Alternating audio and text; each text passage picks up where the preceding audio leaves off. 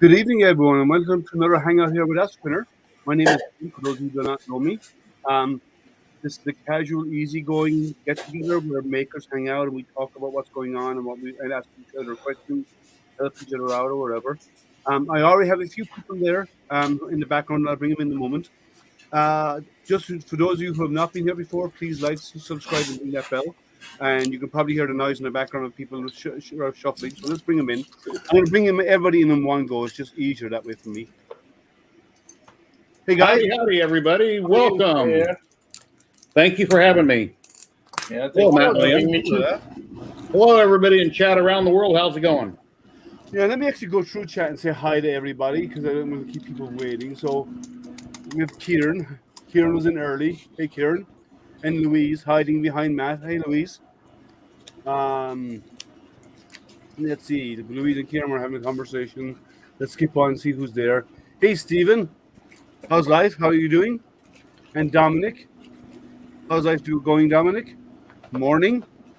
Okay, it's morning for the only person it's morning for is Matt, I think. I know. Sorry, I'm yawning, but I gotta go soon. We just started and you're bored already? Come on, man. No, I'm not bored. I'm just tired. I had really terrible 3 days. I know. I'm just giving you a hard time because it's fun. So Louise saying hello again. I think I had some food poisoning too over the past 3 days. That's no fun. Hey, Sergio, how are you? What, you cooked her something and she got sick from it? And then? No, I went to a board meeting. You're bored already? So you're going to go to a meeting and be bored? No, I went to a sandwich store and I got myself a sandwich. You're always welcome, Dan. And I think the sandwich mayonnaise was maybe off. It was kind of funny tasting, and so I don't know. Funny strange or funny haha? I don't know. You said it was funny. I just don't know which one. Yeah, it was unusually tasting, so I didn't even eat it all, and I still got so sick next day. And that's a bit like the bad joke, because you hear about the dog that bit the clown. The dog said he tastes funny. Yeah. Dad joke moment. Hey, Kieran again. So everyone's saying hi to everybody else. Great. So have you shared out the link is already? I did already share out the link earlier on. It should be, and it's out there. But this will be posted again, just in case anybody wants to come in and join. Dan said he has to go, but he will come join in a while. Thanks, Dan. If you have time, come back. All right, there's the link. If you want to come in and join the conversation, you can click on that link. It's in chat. I will post it every so often to remind people. So, Jerry, what are you up to? Working on the CNC that I got from ComGrow, a couple weeks ago. Yeah. And after my video that I did one little burn, as you know, I've been talking to Liam privately, and every time I would home the ComGrow CNC to 3018, I couldn't run a job. No matter what I did, I couldn't run a job. Well, I come to find out when you home it in any of the four corners and it's homed, you can't start the job from there. It won't run because the end stops are triggering and it won't run. So you got to come in over your material and start the job over your material. And I'm using Easel to design the programs. I'm importing it into Candle. And when I use Universal G-Code Sender, now you said you could, but I couldn't. When I go to load a file, it sees G-Code files on my hard drive, but it won't see. It's not seeing NC files, even though it should be able to import them. I have the newest version. It could be my computer, but for some reason, it doesn't see them, and I can't drag and drop. So it works on mine, because I brought in NC files on mine. Here's some things I'm tinkering with. But anyway, right, nice and clean. Down there where it says fixed it, Liam. I done that last night late, and I was going to PM Liam, but he was sleeping. I didn't want to ding his phone because I know I get dinged all night long, so I waited till this morning. And the JERR, the Y didn't come out because the end stop got triggered and stopped it. And then I got a little pumpkin I did right here. It's a template off of Easel that you can do. I done that with a downcut bit, and then you vacuumed it off. And over here, I used this one here. I used what do you call the bits? Like a knife blade. Oh, the V cut. The V cut bit on that one right here. Yeah. So just tinkering around. Then I done the little girl here, right here. Just tinkering around with different settings, so with different blades, and trying to get it to work right. Cool. Hey, Chris, what's going on? Hey, Dan. Hey, Chris. I didn't see Hey, you sneak Chris. in there. So, Jerry, I want to share my screen, and this is an NC file that I brought into mine. And that's into did it share? There we go. So this is a one I did, and that's an NC file that I had done before. And you can see the layering, the toolpath layers. Yeah, What does it say? Mars 25 Mars University? 2020, Mars Mars 2020. Perseverance rover. Go to a file where you're going to bring something in there. Go to your open that box there, and this. Now, when I go to that box, it's just showing my download directory, but it's only showing G code files. It's not See showing NC files here. Look. I don't know why in the hell it's not working for me. Down on the bottom, go. No, yeah, well, Yeah, there you can change it mostly. no, it shouldn't matter. It doesn't work for me. When I hit all files, nothing happens. It's like it's hanging. It's not responding like a computer should be responding.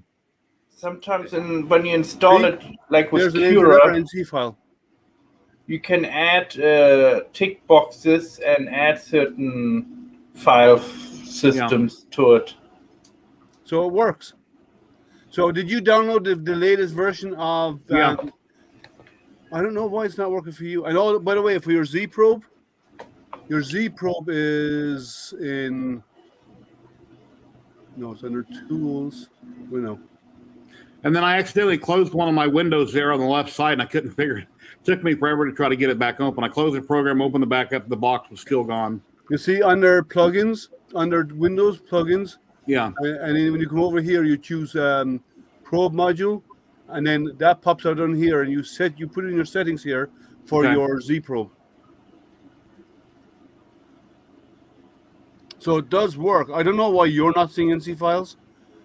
This is a Windows machine, the same as what you got. Hey, RC, how you doing? So I don't know why. Yeah, and my MPCNC, like I was saying, I got that little controller hooked up on it, and on the conduit rollers, it will move. Commands on the computer when I use Candle, it'll move, but I got to kind of help it along. It's like the roller skate bearings or whatever that's used on that MPCNC are really stiff, and the bolts are solid. You just you don't tighten them down so tight that you crush your bearing, but I've loosened them up quite a bit. I've tried to lube the rails. It's just really stiff and moving, and it doesn't want to move properly. Did you check the skew of the rails? They seem to be fine, but I used conduit when I built it. I didn't use DOM pipe or anything heavy duty, because at the time I couldn't find any. Well, even then, I would, if you can loosen them on one end, and then run the rail up and down so it has some movement, and then get it to the far end of it, and make sure they're square on the opposite corner. So you'd get it far end of, like, say, top and bottom. You get it, push it all the way to the top. Yeah, RC saying the steppers are too small. I've got really big steppers on it, but I'm thinking the VREF is wrong on it, and I don't have enough torque, because when it doesn't move, it feels like it's grinding a little bit, like a grinding sound. And the belts are plenty tight. Hey, Llama. Yeah, I see Llama posted a link for those CNCs online today. What was the brand I was talking about? Is it? Can't remember the brand, but they're like on sale. They're like over $2,000. I'm thinking, God, it's extrusion and a couple motors. Why is it so high? It seems to me that'd be like $1,200. But yeah, but they're spindles though. If you get the ones with the spindles included, the spindles can be really expensive, and they're variable. Well, I think they have DeWalt's on them. On mine, I got a Makita on the MPCNC. So you think the steppers that means there's not enough. Their VREFs are too low. Possibly. Yeah, I haven't played with the voltage on it yet, but I got that little $35 board on it that I put on my DIY laser, but that's on rollers and it works perfectly fine. But now we're talking things are sliding on bearings and it's a lot bigger, really big motors. So I figured a VREF. If not that, then I got to change out the board again. Oh, here's trouble. Cool. Oh, hey, llama. Just a llama. Hey, Jerry, just so you know, and I get what you're saying. Believe me, I do, because I bought it. Because that's actually the one I bought. Okay. I paid $3,700 for it. Wow. Now you say it's a couple of extrusions. Well, it is a couple of extrusions. it's 100 millimeter by 80 millimeter C-beams running down the side, 6 foot long. Okay. I don't know. With a buttload of 2040s running between them.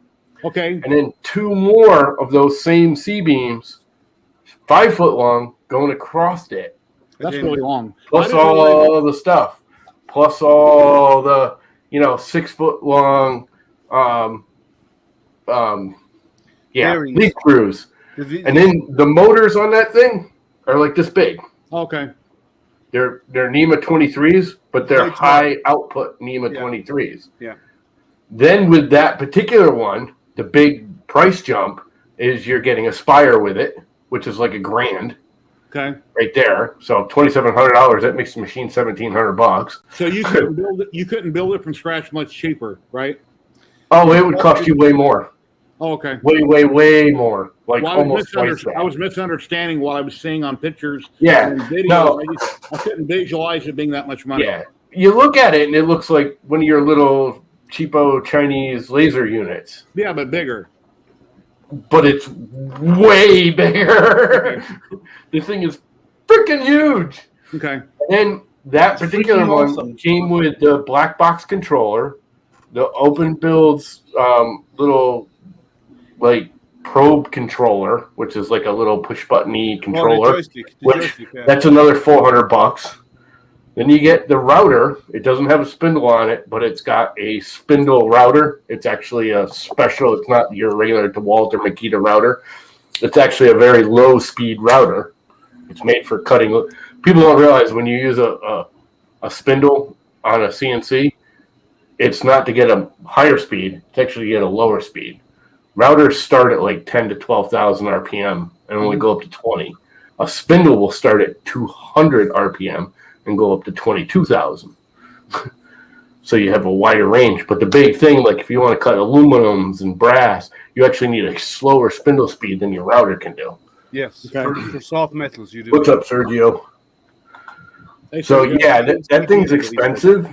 It's not outrageously expensive. Are you happy with it, or is it okay, or do you see things you don't like about it, or you haven't learned it well enough yet? I don't know. There's you know me. There's always stuff I want to fix. The kit it's a full kit. I mean, right down to you build the wheels. You have to put the bearings in and the shims and the whole 9 yards. I remember you sat at your desk doing that a long time ago. Yeah, it took me. I know what I'm doing, and it took me about 4 days to build that thing. And that includes leveling it and squaring it all up and getting everything set. And I mean, I know 3D printers. There's a lot about that, as Barry will tell you. I kept texting him, RCCNC, because he actually is. I don't know if you guys realize, but that's what he does for a living. Is he builds like real high-end industrial CNCs, like $20,000, $100,000 monstrosities, real fancy stuff. Yeah, his spindle costs more than a year's wage. Yeah, but he's been probably water cooled. The Comgrow toy that I've been playing with, which I'll call it a toy, that's what it is. When you home the damn thing, you can't run a job. I've been fighting it for a week. Me and Liam talked to Comgrow, talked to Easel. I emailed them. If it homes anywhere, you're out of bounds and you can't start a print. It just shuts down that quick. And I've been fighting it. But if I come over to the middle of the machine and start something, it works fine. But if I'm out here near an edge anywhere and I homed it, it ain't going to run. I'm thinking, Tom, is what it's doing is when it goes to the end stop and touches, it's not backing off enough to remove the switch. That's exactly what it's doing. It's backing off, but not enough, evidently. So it's been it's not untripping the switch, so it's sensing the switch tripped. I had mine do that, and I had to reset the software or the firmware actually. Do you know what the S command is to fix that? I can't remember, but I can't remember. I have to dig it out and fix it. I'll get it. Just go into Gerbil, and because you guys realize Marlin is based loosely on Gerbil. Gerbil is Marlin. Marlin is Gerbil. It's very similar. I've spent days and days and days trying to fix this. It's driving me nuts. Next step would be take a hammer to it, but I don't want to do that. Well, if you look on the CNC forums, there's a way you can virtually home it. you fake it into thinking it's home. So you bring it over, you don't let it quite touch and trip the end stops, because this is not something that's uncommon with these cheap CNCs. In Easel, I'm centering my work at 0, 0, which is kind of off the grid. That way, when I import it, it wants to start in the middle of the job, and that seems to work because it can't go to the bottom left. If I drive the machine to the bottom left, I home in the back right, but if I bring it to the bottom left, like I designed whatever I was going to make, I take it as far as it goes to where it stops itself. When I go down, I level with the bed. I use a paper method or instead of the probe. It's faster with a piece of paper. And then I go to start the job. It instantly shuts off. It's already out of bounds. But if I'm not over the work area and then I start it, then it tends to run. So see, mine's set up just like a 3D printer. It homes to the, it homes up instead of down. That's the only difference, and it's the front left. Yeah, but you can virtually, if it's running Gerbil, it may not be. It may be running something. Me and Liam reversed. When I got it, it homed to the front right, and it was right in my way at my work. So we changed the commands on it, $ whatever, and we're putting it in the back right. That way, it's out of the way of my work. That's probably what's wrong, is it doesn't understand that. No, it's not that. No, we reverted it and it didn't make a difference. So it's triggering and not releasing the switch. That's probably because it should hit just like a 3D printer does. Hits the thing and then bounces back 5 or 10 millimeters. Yeah.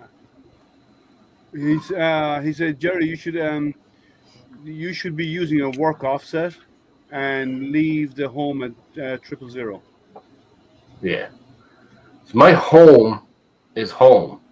My 0 is the work piece. There's a difference. One of the differences in 3D printing and CNC. It took me a minute to get my head wrapped around when I first started. It's like, it's home. Why isn't it started at its home? My 3D printer starts at home. But it doesn't actually start at home. It's just our slicers automatically say, 000 is in the center of the bed where your slicer sliced the item, or wherever you place it on the bed during slicing. Yeah, that's what Gerbil prefers. The work area is 12 by 8, 12 inches by 8 inches, which is whatever in metrics. I don't have the paperwork here. It's 30 by 18. Yeah. Yeah, it's a 30 by 18. So as long as I design my work in 12 by 8 and I put a piece of spoil board down, which is already glued to the bed with blue tape on it, I'll put my work on top, same thing, blue tape, and make that the same size, but have my working area smaller. It should be fine. But I try to it should work. I mean, I wish I'd gotten one of those first, to be honest with you. I wish I had the $200 and bought it, $300, whatever they are. They're not expensive, and gotten one of them little desktop to learn with. Yeah.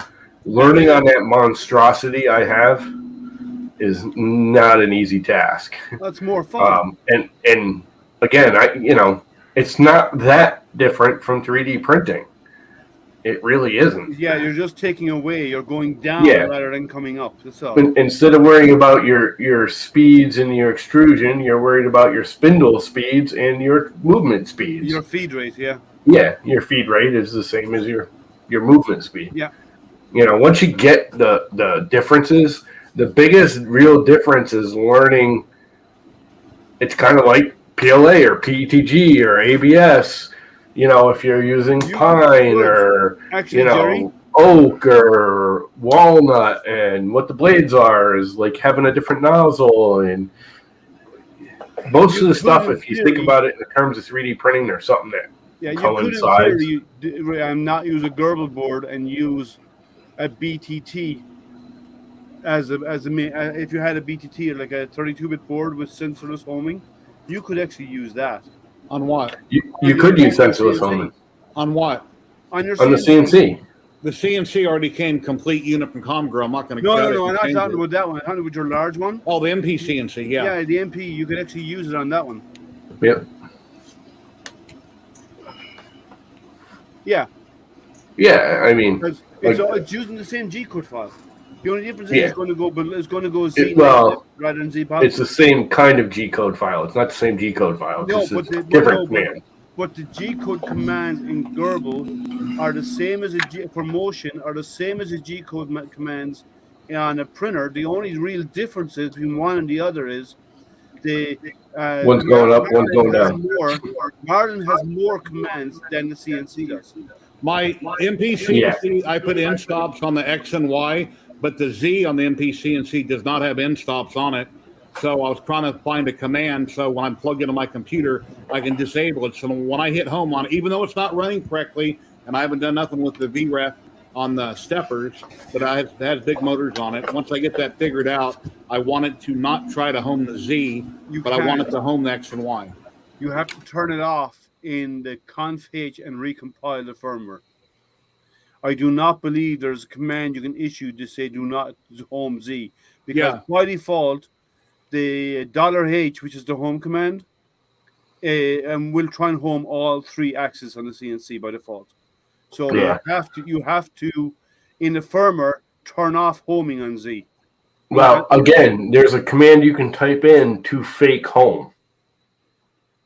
You don't actually have to home, because it's a big thing. There's a lot of guys that don't like with the big CNCs, when they collide with the cheap freaking end stops, they end up breaking them because they're, it's not like a little NEMA 17. It's big monster freaking, I want to say 1 or 2 horsepower. They're not, but they're pretty ballsy motors, and they actually break the end stops. So a lot of guys, they're all over the Open Builds forums. You should go to the Open Builds forums, even though you don't have an Open Builds. Those guys don't care. They really don't. I mean, they'll help you out within reason anyways. They have their own forums on the Open Builds. There is a bunch of the guys do the fake homing. And I don't know. I never had to do it. I've never had a problem because I isolated. The big thing is a lot of times the end stops will get static feedback or electromagnetic and screw the thing up, especially if you're using a vacuum.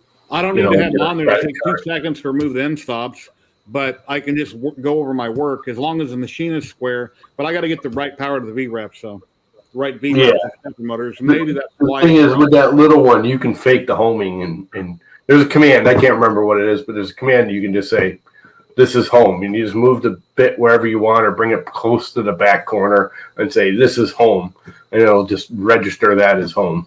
Yeah, what you should consider doing, for now, if you keep away from the end stops, it works. Yeah. So put an X on your part and bring your bit over and home XYZ on that 0. Yeah, that's and what then I've been doing. Drive it and work from there out. Yeah. When I did that a little while ago, the job started. It went about 4 inches, drilled straight down until it shut itself off. I was like, why the hell did it just do that? So it must be my error and something I did on easel. But okay, you still have to home the machine. You have to home the machine and then set 0 for the material. There's 2 different. You have to do both because it needs to know where it's beginning from, because it knows. It needs to know where the material is in relation to home. I got a question. When I home the machine and let it go to the back right corner, and then I grab the knobs, but it takes too long to drive it all the way. It's really slow. It takes a really long time to drive it back out here to the middle.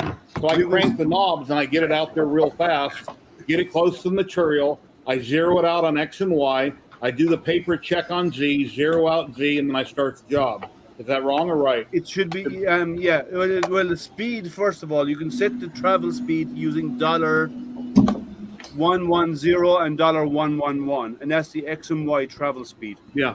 So you can set those by just typing them and $110 equals and give it a number, say 10,000, and then $111 equals 10,000, and that will actually update the firmware and tell it and set the new settings.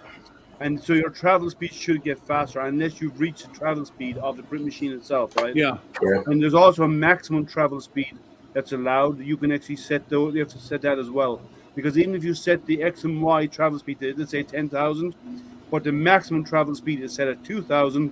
2,000 is the fastest it'll go. And Easel is a $20 program. You can try it free for 30 days. After that, you pay $20. But I hear you can use it for free, but you can only export so many G codes a month. I think like 4 or 5.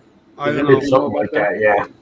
Just use laser. Just use the Universal G Code Sender.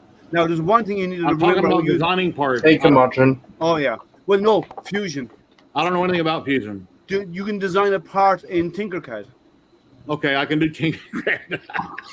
I'm serious. I'm still in kindergarten. I can handle Tinkercad. If you're only doing text and you're not going, if you're only doing text, you can do that in Lightburn, and you can get the add-on for Lightburn. I want to carve some really cool plaques that are inlaid like animals and different things. I want to really, You're going to need Fusion or something better to do that. CAD software, Yeah. You're not going to be able to do that with Easel even. Easel does signs. It does 2D carving. Well, no. Easel can do V-carves, and it can do a lot more. I've done a lot more with Easel, but it's a V-carve. It's not a carve. Well, no, but I've actually it's just doing swirls in the I've done detailed stuff on. But import STL files into a mesh into Fusion and do your toolpaths there. Right. But Easel can't do that. Easel does 2D only or 2.5D. It'll do text and small pictures, but they're all set depths. I'll keep reading and experimenting, and I'll figure it out. Yeah, well, I'm I wish I could do a video I on can help Fusion. you guys, but I have no knowledge about CNC. That's okay.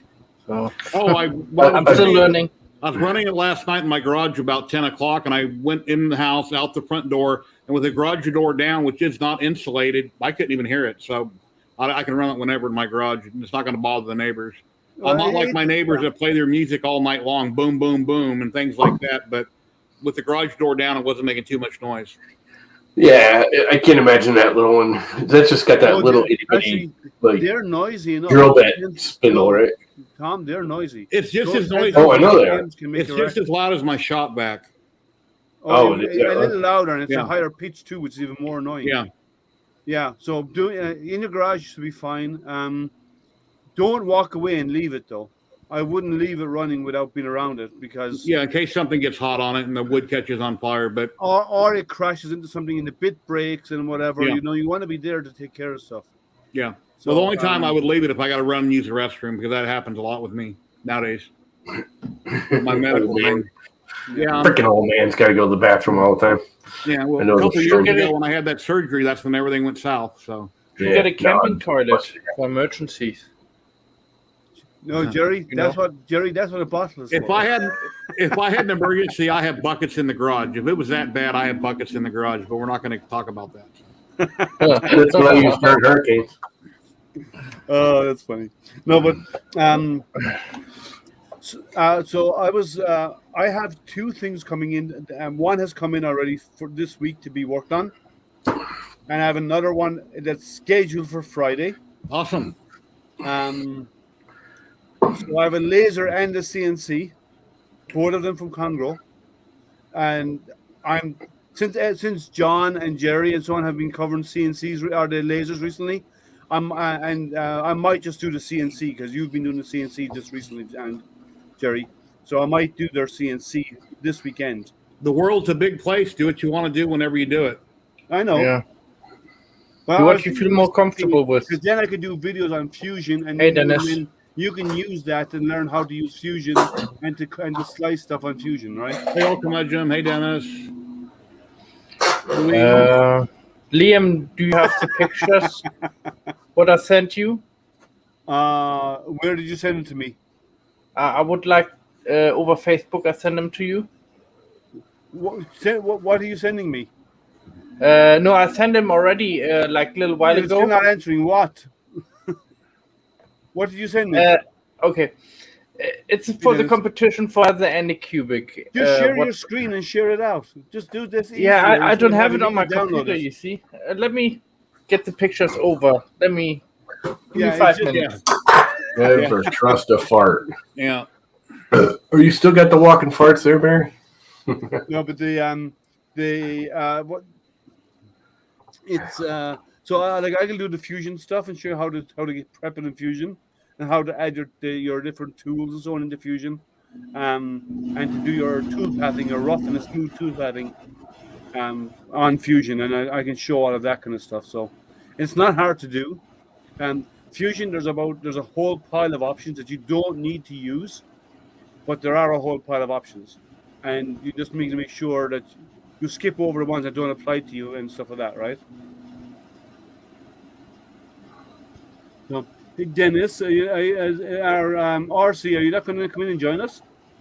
Let me paste the link here so you can come and join us if you want to come in and join us. RC, CNC, how old are you and where do you live? I'm going to say, not knowing you, I'm going to say you're in your early 40s and you live somewhere in the U.S. That's my guess. I don't know. Yeah. No, he's like our age. If you want to come join, make sure you mute your YouTube before you click on that link. He's like our age. All the years I worked in construction, I should have got into CNCs years ago, but I never did. Yeah, I'm good with a chop saw and a skill saw, and I hammer nails with a nail gun, and you hammer nails with a nail gun. I mean, you're normal. I can build, I can build stuff. I know, but I can't do fancy stuff. I can't do fancy. Minnesota. Yeah. Llama is older than Llama gave dirt its name. It's so funny, dude. I was looking at CNCs like 20 years ago when they were hundreds of thousands of dollars, and we were hiring guys to make stuff on the CNCs. Yeah. There's a guy, I used to work for a sign company for rather, I don't know, a year or two, not a long time, but not only did this guy had this whole like setup, but not only did he do the CNC, he actually bent and made his own neon tubes. Nice. Which I thought was the coolest. And it was weird. It was just like a metal pegboard, like you see on your wall. Then you heat them with a torch. Little bigger. Yeah, and he'd heat them up. And he had this like, I want to say propane torch, but it was a little more ballsy than that. Yeah. And he'd bend the tubes and wrap them around it and around the pins. Well, oh my God. Most of those guys were like, oh, well, you'll get it in a week. And we'd call him and he's like, drive up. I'll have it done when you get here. And, it's an hour away. But we'd drive up and he'd be like bending the last tube. Watching him bend those things is like an art. He used to break a buttload of them, too. Llama, doesn't he put a spring inside them so they don't collapse when he bends it, doesn't he? Huh? He'd put a spring inside it and it bend it. I don't know exactly how. It was so long ago. But yeah, he did stuff to keep them from. Like my father, like when I was young, like we built a lot of stuff around our house. My dad was in construction, and what he'd do, he'd get a spring for the diameter of the pipe, the inner core of the pipe. He'd slide it in, get the copper pipe, and then bend it over his knee, and that was it. It was right. Yeah, we used to film with sand too.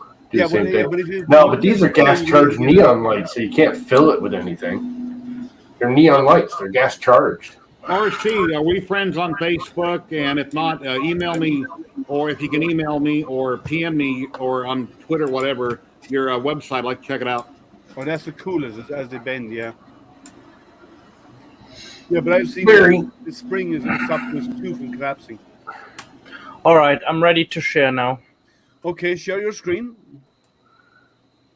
Okay. Now you say that, I think we did have like a hot air like gun that he used to shoot air into it. Anycubic, I shared that this morning on my Facebook group. Yeah, so Matt's involved with Anycubic. He's helping them out on. They're doing a giveaway for the Halloween. So Matt's involved. He's helping him out with some stuff on it. So go ahead. Yeah, I designed the lithophanes. They got a great resin printer. Yeah, and good prizes to be won. And some people find the rules a little bit complicated, but there's several steps involved into getting to win the 3 main prizes, Explain. And then, first of all, you have to design your own lithophane, or you can make a lithophane. You can download and enter it. You can enter it making any type of Halloween design. It have to be a Halloween design, and it can't be anything political or anything nude or anything rude, No Winnie the Poohs, I bet, too. Yeah. Anyway, let me switch over to the next picture. Oops, here you go. Here's my resin lamp. Here you go. You can download this file also. It's also what you can download. It's designed for FDM and resin printers. And here I show you the 4 sides of it.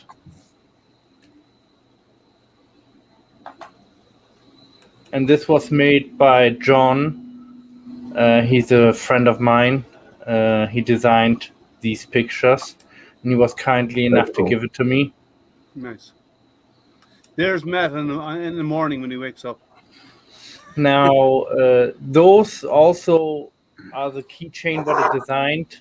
They might be a little bit too big, but they're really normal size, I think. You know, hold on. I designed 6 of them. That design was actually created by my dad. He painted it, and he was nice enough to give me a copy of it. And yeah, it looks really nice. It's actually a Japanese demon, or the devil. How old is your dad? He's close to 60.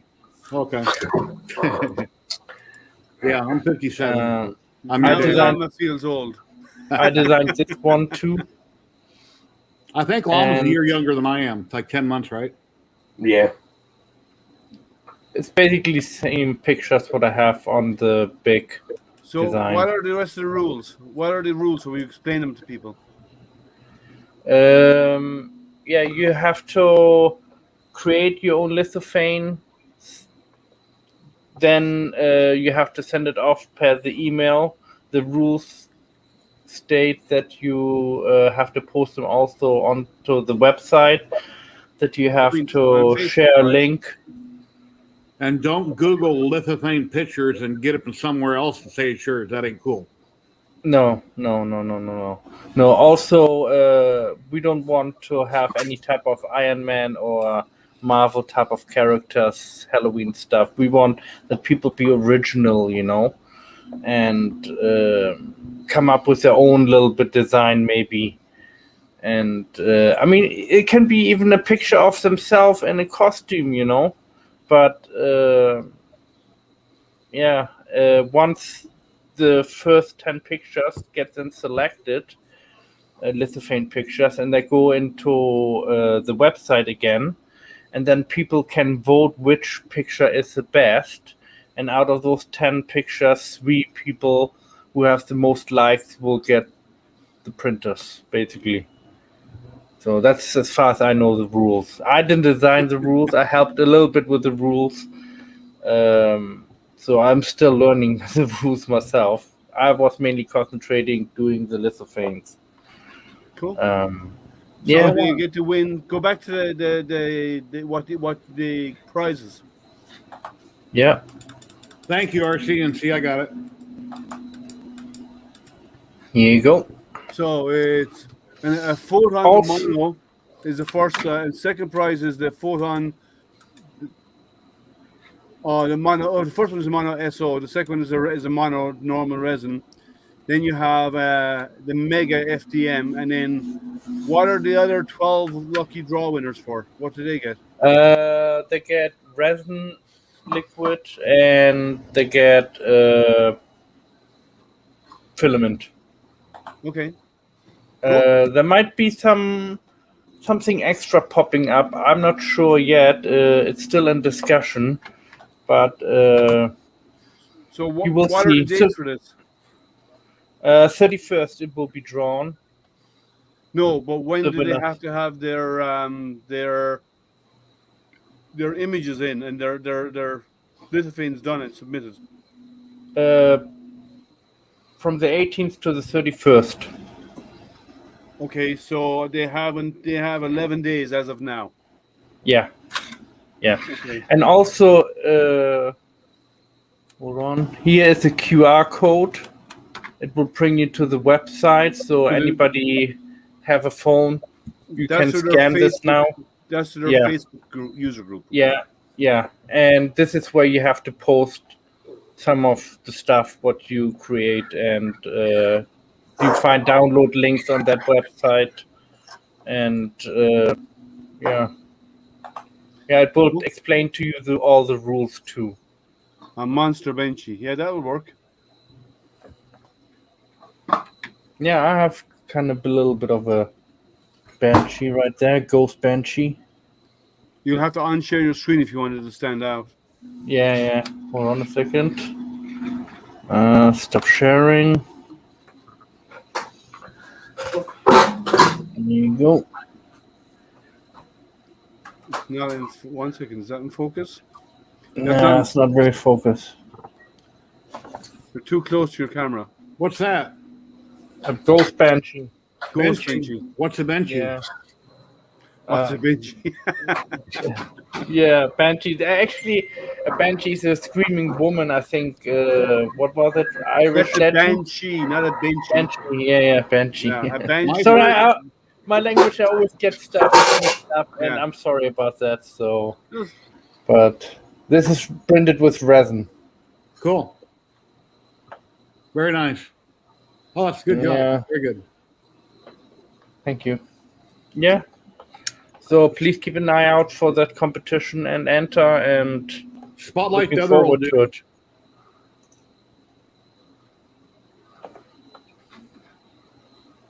Okay, Tom, all you. Yeah. What? Do you want to talk about something you're holding? Yeah, well, this is my light. That used to be right there.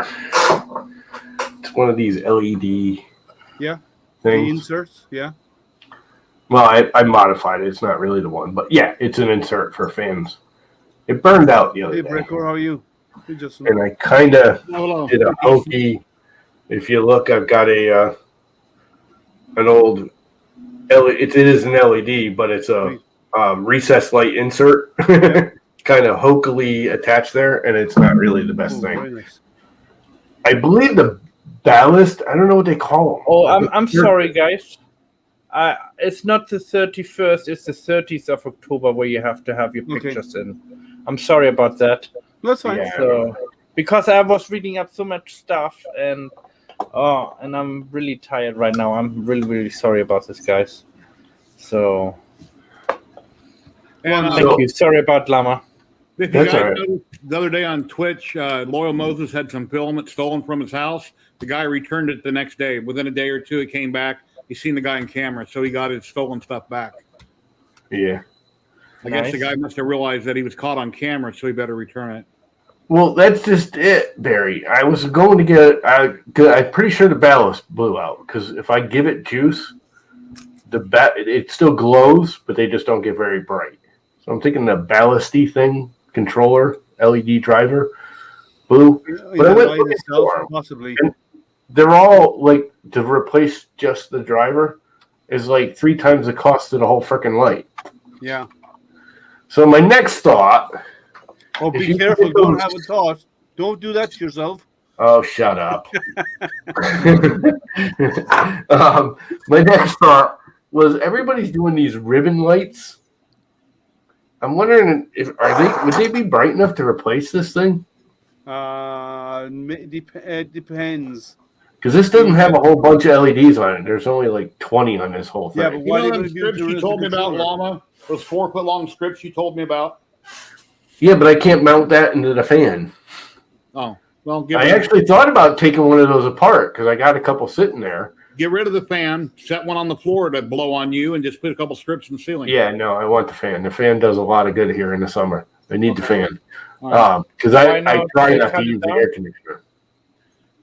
So I was thinking about stripping one of those little 4-foot cheapo units and seeing if I could flex the LED, but I'm pretty sure they're on like an aluminum substrate. They're not on a flexible. No, So they're I don't not. know if I could bend them.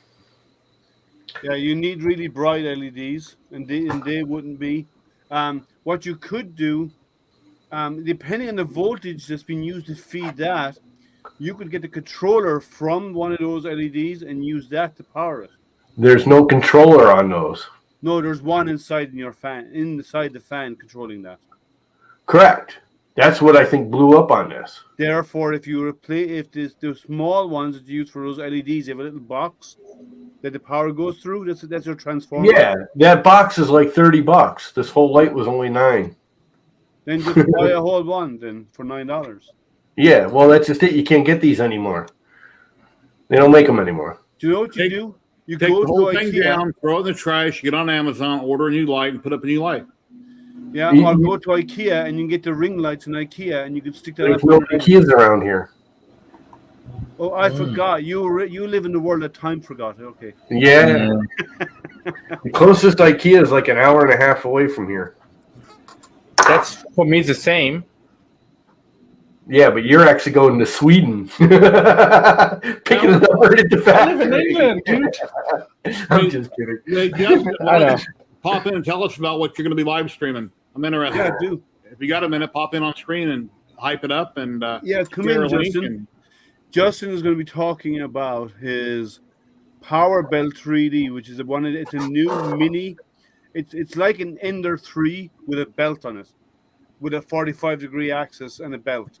cool. I like the one that they're coming out where it can go upright or it can tilt and do either or. But Yeah, that's yeah. I've been having, if you've been on those guys' groups, I've had a whole pile of questions for them because Meanwhile makes a ton of LED drivers.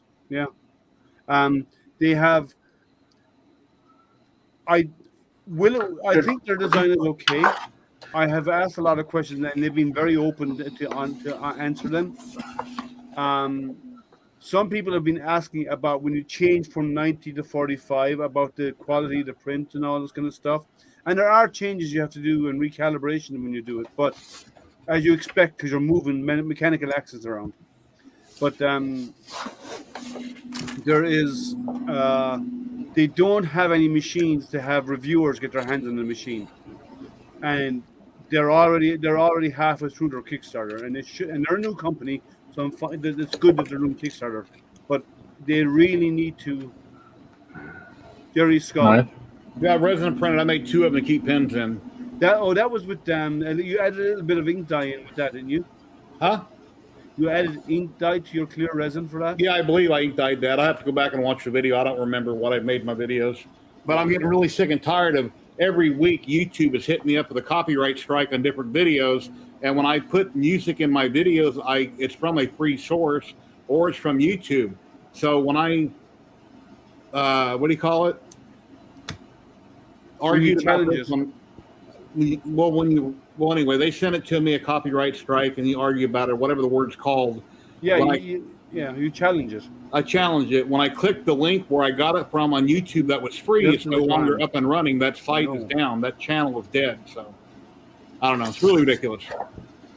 You guys ever saw filament from Anycubics? No. You guys want to see one? That's what the mailman brought today. Okay, what's like? What is it? Just PLA? Yeah, I got this PLA, but this is a fancy box, I think, and it looks really nice. I hope it works really well. I never worked with it, and I'm looking forward to it. And I'm gonna make some lithophanes out of that, definitely. Delta Lee Grand. Yeah, that's the. Yeah, is that from? That's an FL container, is it? I'm not familiar with it. And the postman brought me this. Oh, that's what's on that? Just Luban? Yeah, it's Luban. It's a special license key. I can basically go to any computer and plug it in, and I have Luban on that computer then. So I can transfer it computer to computer. Cool. So, and it comes engraved. The Delta printer with a tilting bed. How will that work? Oh yeah, that's a laser engraved. Yeah. I can do that, and Jerry can do that as well. Oh, did I already show you the sign on here that I made on my K40? No. Am I going to regret this? No. It's going to be about me. Yeah, that looks really nice. I kind of want to find out this that looks process. fantastic. Because I bought actually the same thing what you did, but I've thrown away my plastic piece, you see. Yeah, it comes with these if you choose to buy them and not cut them out yourself out of larger material. And I was experimenting with the first one on my diode, and the diode. That's what I'm looking at, Barry. The diode wouldn't do much with it. So I put it That on looks awesome. I put it on my K40. I hit up Liam. I said, what do you think would be good settings? So Liam threw me a couple numbers. I tried it. So it's my second attempt at burned perfect. So. Yeah, you can post a link there. Send me the link on Facebook or send it to Jerry on Facebook or one of us so we can post it up. I've been looking it up. I can't find it. Are you talking about the Folger Tech Colossal? That's the only one I know that can find that has that.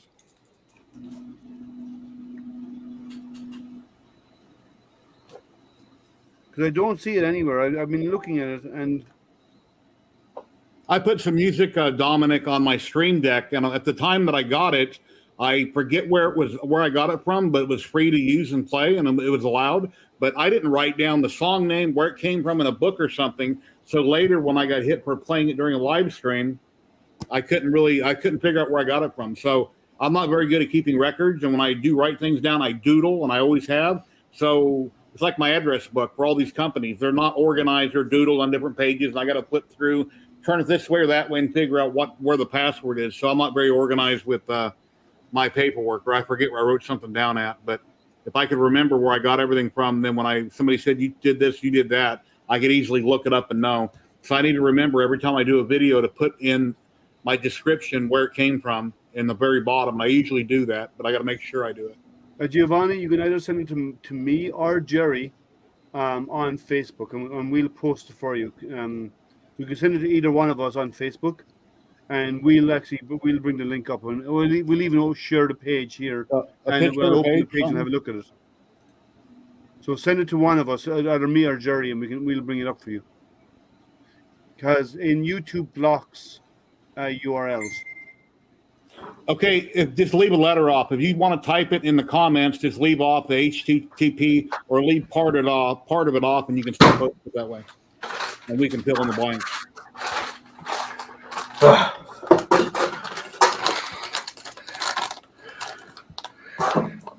Tootsie Pops, man. Cool. Now I'm getting out of bread, opening a candy wrapper. I like eating some Tootsie Pops. It's candy corn time, but Tom Lama don't like candy corn, if I remember correctly. No. I don't like candy corn either. A lot of people don't like candy corn. I mean, how can you like candy corn? It is encrusted sugar. I think it's good. Encrusted confectionery sugar. Here, it's more sugar than this is. This at least has hardeners and gelatins in with the sugar. Here, let me put in my email address. Candy corn is like grainy sugar. So the APC 8500 isn't right. Hey, Jerry.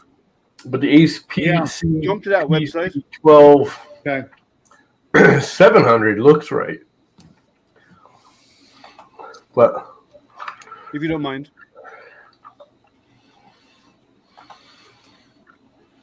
I didn't even know that Anycubic make PLA filament. Well, I was very surprised. Sure. Creality only started doing it earlier on. Not Creality this year. I know, but I'm just saying, Creality only started doing it recently. Before that, they never did it either.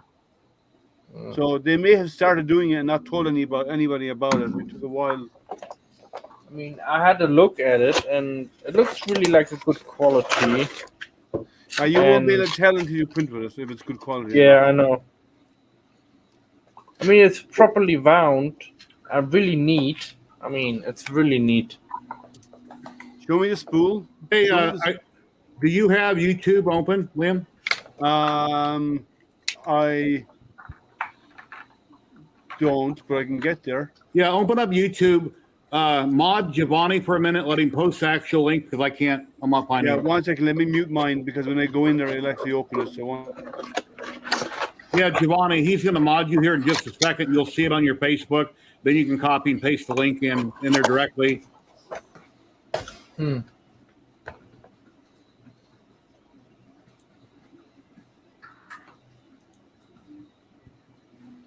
But yeah, Tom, if this little toy I have of a CNC, if it works out good and I can make some cool stuff with it and I like it, then I'll get into a bigger unit. I don't think the MPCNC is going to do it since I built it and spent a lot of money over a year ago. I need to get it up and running. But I think it's going to be a big letdown. So maybe I will get a bigger unit at some point. So The Giovanni, MPCNC you're is modded. just fine for what you want to do. Yeah, one second. Giovanni, you're modded, so you can post the link now, the actual URL. If The I could, MPCNC is not a bad unit. It won't do like metals and stuff well. I mean, you can with it, like any of them, you can make it do it. But if you're just going to do wood carving and stuff, the MPCNC is fine. That's what Terry still uses. He does crap way better than I do with that thing. and I made it 3 foot by 3 foot. They recommend 2 foot by 2 foot, so I went 3 foot by 3 foot with conduit. The very worst, I would have to replace the conduit with steel pipe, which would DOM. It'd be a lot heavier than the conduit, but Okay. Yeah, again, you're not going to be unless you like go out and buy a spindle like I did. You're not going to be doing much more than making like wood signs and yeah, you could do 3-dimensional carvings in it, but you're going to be working with wood and stuff. Yeah.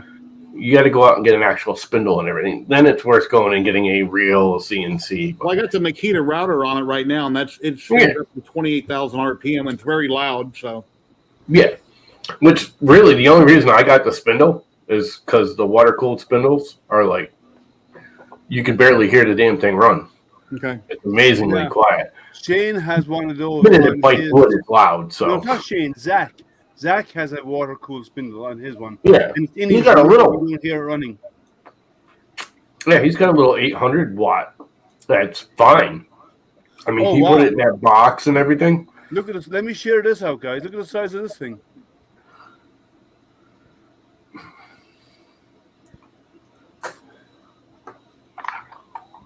Oh wow! You got it pulled up. I'm just bringing it up now. How come I don't see it? Give me a second. Impatient. Holy crap! It's like something SpaceX. It looks like something SpaceX would use. Is that a racer or something like that? It's all in French, so. You got a button up top. Translate to English. Mine popped up the minute I loaded the page. Mine doesn't. Hit refresh, and I'm using Chrome. It asks me French or English. So my computer says no. Huh. Oh, there we go. Let Google do it. Yeah, it's a big delta. Big delta, yeah. That's an enormous delta. Same thing as what's their names have. Actually, I think theirs is still bigger. 80 centimeters and a height of 120 centimeters. No.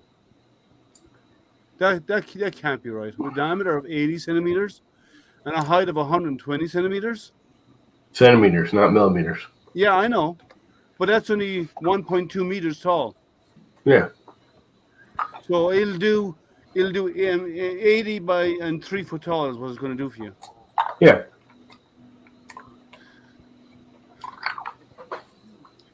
My friend here in Vegas, he works for Counting Cars, which I think they shut down the series, but they had a 3D printer there that was like 8 or 10 foot tall. It's a red branding. I forget the name of it. You know, have a lolly llama. Yeah, I agree, Sergio. Lolly llama. You have to change your name to Lolly Llama, Tom. Yeah. Lollipop llama. Yeah. Well, that's a big setup. Lolly, lolly, lolly, get your adverbs here. Do they say how much? Too much. I'm asking, do they say? They don't. They don't say anything about price. Maybe it's one of those companies, if you have to ask the price and you can't afford it. It probably, I'm pretty sure it is. I guess there are companies that are like that. Yeah, I'm pretty sure it is because they have nothing in here about price. That means we won't be getting one tomorrow. That's for sure. It tilts minus 20 degrees for a little for little overhangs. Okay. So it prints XYZ and then the bed can do this as well while it's printing. Interesting idea. It means you can actually tilt it and print overhangs like uprights, Create. and then it will tilt back to do the Create. flat surface. I wonder if I can hook a 9-volt battery up to this and make it glow. A 9-volt battery will make this glow. Depending on the voltage it's stepping down to in the thing, but maybe. But it may not glow very bright. Try it. I'm guessing it's 24 volts at least. I'm 12 or 24, but try 9 and see if you get some sort Yeah, of... dumbass me threw away the little power supply, and Just remember one thing, I can't find it. You called yourself that now, not us. RC CNC, are you in I'm only Charlotte? calling myself a dumbass. 'Cause I usually am a dumbass. Are you in Charlotte, North Carolina? RC CNC? I just He Googled said your he's in name. Wisconsin, I think he said. Okay, this is Yeah. the right company. So I Googled it. I'm trying to find it. And Mrs. Jerry RC, He already emailed me, and I emailed him back. We're so proud of you. So, We're glad you can email there, Jerry. huh? No, I'm just picking on you. It's Llama.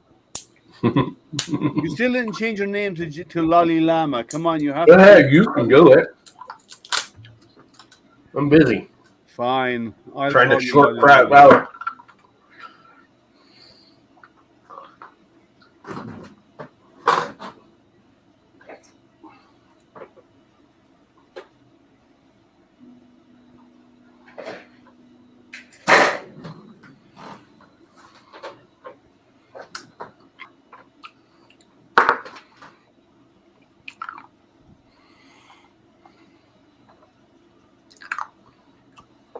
Oh, that didn't take. Why did that change? That's weird. Well, is it been Lolly Llama or Ollie Llama? Not quite close enough. I see Okay, RC touch it to CNC the- on Facebook. I'm custom designed prototype machines. There you go. I'm assuming this is his group.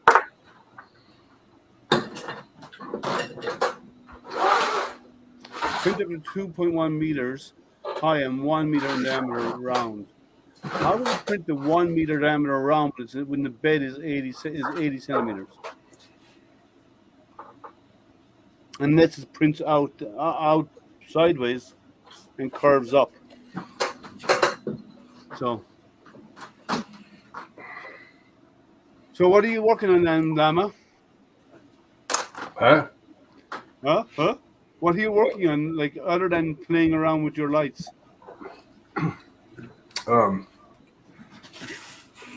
Mulching leaves mostly.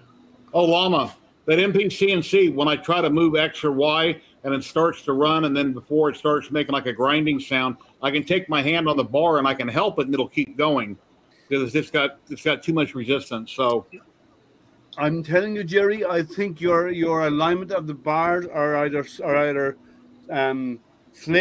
or keystone inwards, one or the other. They're like this. That's why you're running into it. That would explain why you're hitting resistance. When you reach the halfway point or so, it's running into problems, and that would be is either flared or if it's keystoned, and that would actually cause it to jam on itself. I can slide it all the way up to the end stops, and the machine is squared. But it's stiff. I'm still thinking the steppers don't have enough power going to them, and that's why it's grinding. That's possible too. And like I said, I've only got a little $30 controller on it that I bought off Amazon that I put on my laser. So, got kind of a Mickey Mouse setup on it. Skew, yeah. So, it could be your steppers or maybe your board can't output enough power. What voltage are those are your stepper motors? I'll have to look at them. They're just NEMA 17s, aren't they? They're bigger than that, They're but bigger. they're larger than NEMA 17s. Yeah, they could be. They're not the real tiny ones like Creality. They're a little bit bigger. They're but they're just NEMA 17s. They could be 17s then with just high torque 17s maybe. Mm-hmm. I can pull them up on Amazon real quick. Yeah. Yeah, same thing I got on this. They got the high torque, like, I don't know, They're 52 centimeter or millimeter instead of 40 millimeter or whatever bodies. The ones I originally ordered, I sent back because they were too small, and I put these bigger ones on. Let me see which ones they are now. Looks like I ordered them twice. Oh, I had one that was bad. That's what it was. One of them was bound up, and I couldn't turn it, so I had to send them back, and I had to reorder. Let's see. It'd be these right here. Here we go. Am I going to blow stuff up? Nothing. You don't have enough voltage. Nope. Is there not even a glimmer on them? Nope. Yeah. So they are NEMA 17s, okay. 48 millimeters. That might be a torque issue then. Scroll down. I don't see the specifications below. 1.8 steps. That's normal. Of course, they take the picture upside down. No, scroll down. Yeah, they'll have it in there. They should have specifications. Make sure I got connection. Reliable. That's nothing. Go down. There. Go down. Stop there. 2 amps. So you're probably running 12 volts to them, and not 24, is my guess. And you're not. Yeah, and they might do it, but you probably don't have enough voltage going to them.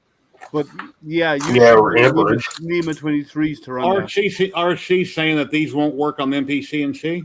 Yeah, he says they won't cut it because there's no torque in them to push through material. So you'll have to go up to NEMA 23s to have the torque needed, and that's 24 volts. So your board has to output 24 volts on your stepper controllers. I built it over a year ago. The MPCNC is made for NEMA 17s. Yeah, when I built this over a year ago, I built it with what was recommended on the website at that time. I just didn't buy their kit because they were out of half of the stuff, so I sourced all my own parts. And yeah, I understand. I really appreciate it, but if I can make it work, I don't want to ask somebody for something else, and then I might have something sitting around not using it. So I'm going to try to make it work, make what I have work. If not, then I can contact you and we can see what we can work out. Yeah, he's saying that they won't cut it, is what he's saying. Yeah, they'll be. They don't have enough. They're not powerful enough. Are they still the bolt pattern, the same layout? They're just longer, bigger, or are they larger? They're larger. Then I'd have to reprint all the parts. Okay. The MPCNC is designed to take NEMA 17s. Like I say, I think it's a power issue. I haven't messed with the VREP. I haven't looked at it. I just tinkered with it, and then I went back playing with this thing over here. Oh, wow. What am I doing? I got my picture ain't even up. No. Yeah, I tinker with MPCNC, then I'm working on the ComGrow, tinkering with it. So, kind of going back and forth. I'd like to get them both working properly. Yeah, but I would say play with the small one first to get it running, and then once that gives you practice to go off and do the larger machine, right? Because the only difference is you have more power, you have more RPMs, and you have a larger build area. Yeah, the 23s are different bolt patterns. Yep. They're much bigger and much heavier. Yeah, they're actually the physical size is larger. Actually, I probably have one right here because this thing here is a damn monster. This thing here is a monster. They're NEMA 17s. I don't know. That might be a 23. It's a 17. That almost looks like a pancake 23. It's not a pancake. It's full size, but it's big. No, I know, but it would be considered a pancake. That's a 23. Okay. No. There's definitely 17s.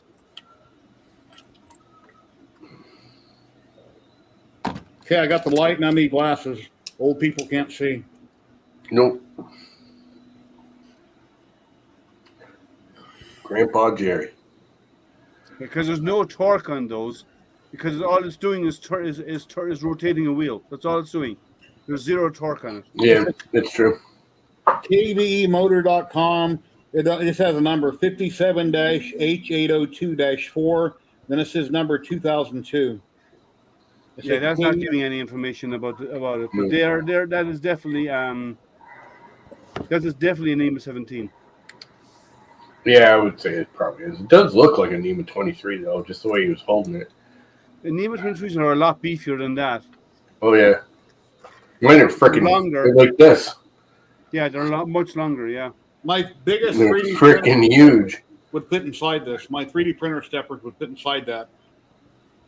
Yeah, Yeah. but I don't. Yeah, that's a 17. I'm almost sure. Yeah, I set up NEMA 23s for 3 of them. Would probably set you back about $150 start for a half decent set. I'm on my 4th roll of filament on the castle. It's still not done yet. Let me show you a picture of it.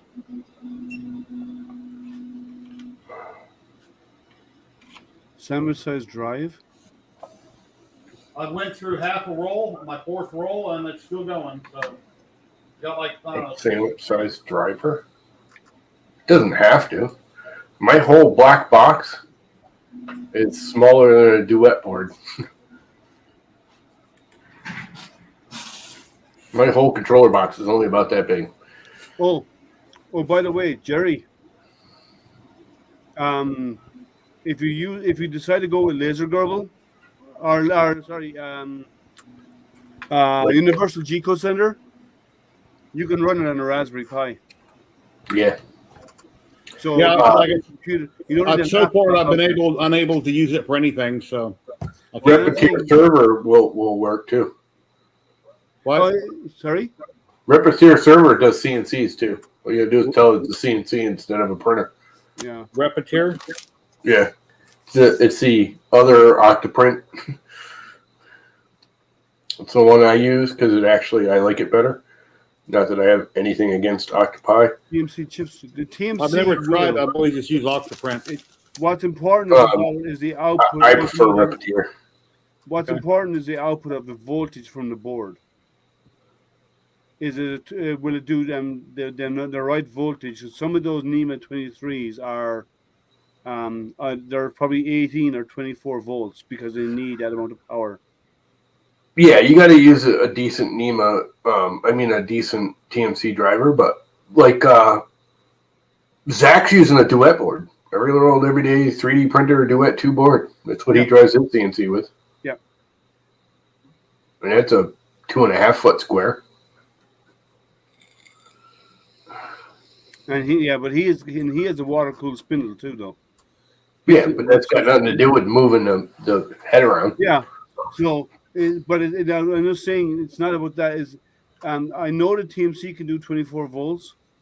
I'm wondering there's some of the boards out there, depending on the board, step the voltage down to go to the stepper drivers because the stepper drivers are 12 volts. They may not set it on the chip; they set it on the board by using resistors, and so on, right? So if they do that, then the board can only output 12 volts max, and then you don't get a torque. So you need to check that. It depends on the board you use.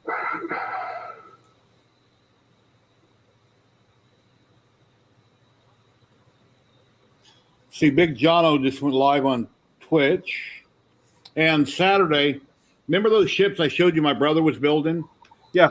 He has 6-footers and 8-footers, built them from scrap, this and that, door skin and all kinds of construction stuff. They're all built out of wood. A long time ago, I put an ad on Facebook for him, but he don't know how to text. Howdy, Tim. Hey, Tim. Hey, guys. He don't know how to text. He doesn't have a computer. He's old school, everything. So my sister and brother-in-law are going to go visit him Saturday morning, and then that afternoon they're going to bring by one of his 6-foot ships, and I'll try to sell it for him on Facebook Marketplace because I've dealt with almost everything I sell online. People text me. They never call you. They don't email you. They just text information and questions, and that's kind of how things are nowadays. So I can hopefully sell it for him. Is that a printed solid box? Yes. To Canada. Hey. Wait, but he just opened this. You maple surfers are getting printed solid these days. Llama. He just cut it open, so it's not solid. Why don't you make him big so we can see what he's got? Sure. That joke was lost, wasn't it? Okay. I tried. I don't remember what color. Hello, This is, Tim. this is that's that blood red something. This is all Jesse PLA. I like me some Jesse PLA. What else do I got here? So how did he pull this off? Is he mailing direct from here, or did he have a redistributor over there in Canada now? Sending to Canada. It just costs $40 in shipping. Oh, There's a message there for you, Tim. There's some blue. If you spend over 300, it's supposed to be free to Canada. Yeah, I didn't want to spend that much. And then there's another roll of blue. You're going to use it and you can afford it, so why not? You That's a save nice money. blue, actually. And there's a darker blue.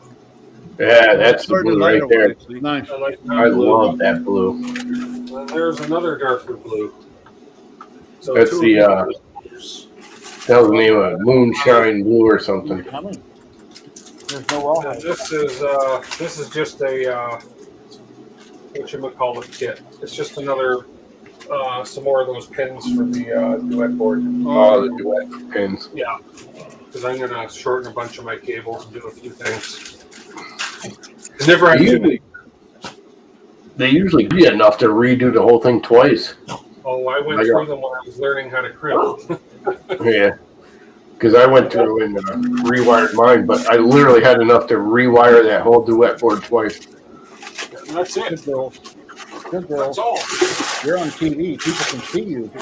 She has to be on B. Oh, she just went away. I was going to put her on full screen. My knee hurts. Boy. Okay, Tim, I have a gripe with you. What's that? Why What's is that? that printer not working? Why is it just sitting there idle? How dare you? Okay. I got this far last night.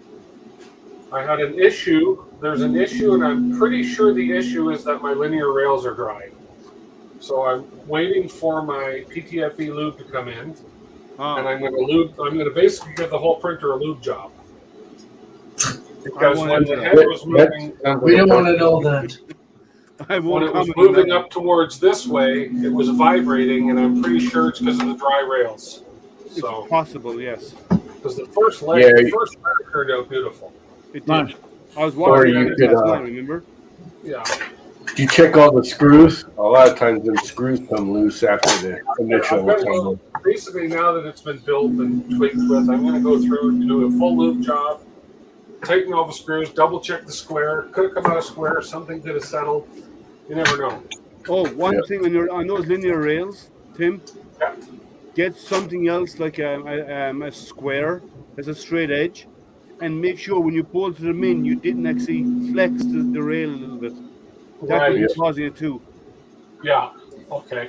When you screwed it in, if you screwed it in and if there was any flex at all in it, you could actually have moved it out of alignment a little bit. Yeah. So I'm going to double check all that. And just basically, that's why it's sitting idle right now. I bought a What bunch kind of of printer running? All right, you got a good excuse then. All right. I I'll think I'm leave going you to off cut my this time. size. I bought a bunch more of these things too, M6s and T-nuts, because I want to customize my sides a bit different. I don't like it enclosed; it's too dark in there. So, and I doubt I'm ever going to run ABS, and if I do, I'll just throw a box over it. Trip it Yeah. out and put Or just get a clear panel. on a, Yeah, The thing about it is with that particular printer, your side panels are actually part of the structure. they're not. no, They are. No, they're optional. They're no, on the rat rig they're not. They're optional on They're a the they are optional. rigidity panel. There's only one panel you have to have, and that's the one at the back that you mount your electronics on. Every Oh, really? all the I rest- thought it had to have 3. Keep it rigid like the Well, it would. You know what? It Rail would keep coil. it rigid too, but yeah. it would help. It but definitely it's not makes it easy. rigid. It was I would pull it off, pull 1 or 2 of them off, and just get some clear like Luan or Yeah, I think. Yeah, Wow. Get some clear so it lets light in. I don't really like the black. yeah. I think I want to bling it up. I might put rhinestones down the sides and everything too. Just bling it up. No, I got a what I whole was box of thinking is- rhinestones, so What I was thinking is you could put along the back and the sides, you could put an LED strip just Yeah. just below where the x-axis moves around, Yeah, and that would light the whole build area. that's what I got this for. Yeah, perfect. 24 volts. Yeah. You know, who was it? I can't remember. Someone put a motion detector on the. I don't think it was on a rat rig. I think it was on a rail core or the other one. Where he put some kind of detector, so as it's moving back and forth, the LEDs changed colors as they went up and down the rail. Oh wow, interesting.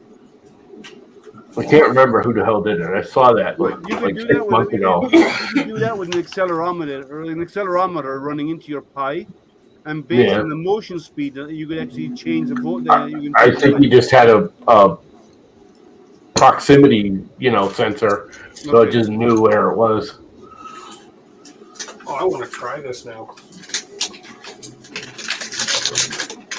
Couldn't land to the light controller because he just had like a little Adreno light controller or whatever. Oh, I got some good news. I was told that that this afternoon there was a pallet in IC3D with my name on it. A pallet? Well, they call it pallet in a shipping container, whatever. A pallet. With my name on it. So so it should be coming to me in the next few days. I should get it before the week's out. Cool. Because I'm out of filament again. I ran dry again. Oh wow. What are you, loyal Moses? You got to buy filament by the pallet now? Well, for Toys for Tots, I've used about 23 spools of filament on my own printing, and the stuff that Jerry gave me and that the guys donated on Jerry's giveaway. So about 23 to 25 spools have been used, and so I'm out of filament completely. Who's running a printer right next to the microphone? Sorry? Not me. Someone's running a printer right next to the microphone. I only hear it when you hear it like once in a while. Yeah. Is that you? Mute each mic, and you can, as soon as you hear it again, Liam, mute a mic, and you'll see where it's coming from. Which, the printer?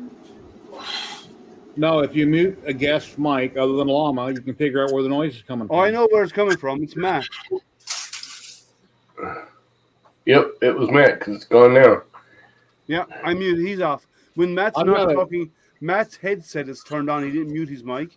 Okay. And when he took his headset off, it's near the printer, so it's picking up the audio. Oh, yep.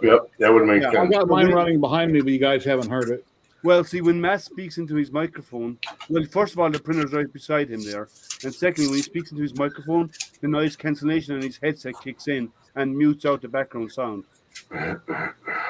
Hey, Tim, is that light working now that you made? The which? The light right by you, the DeWitt light you made, is it working?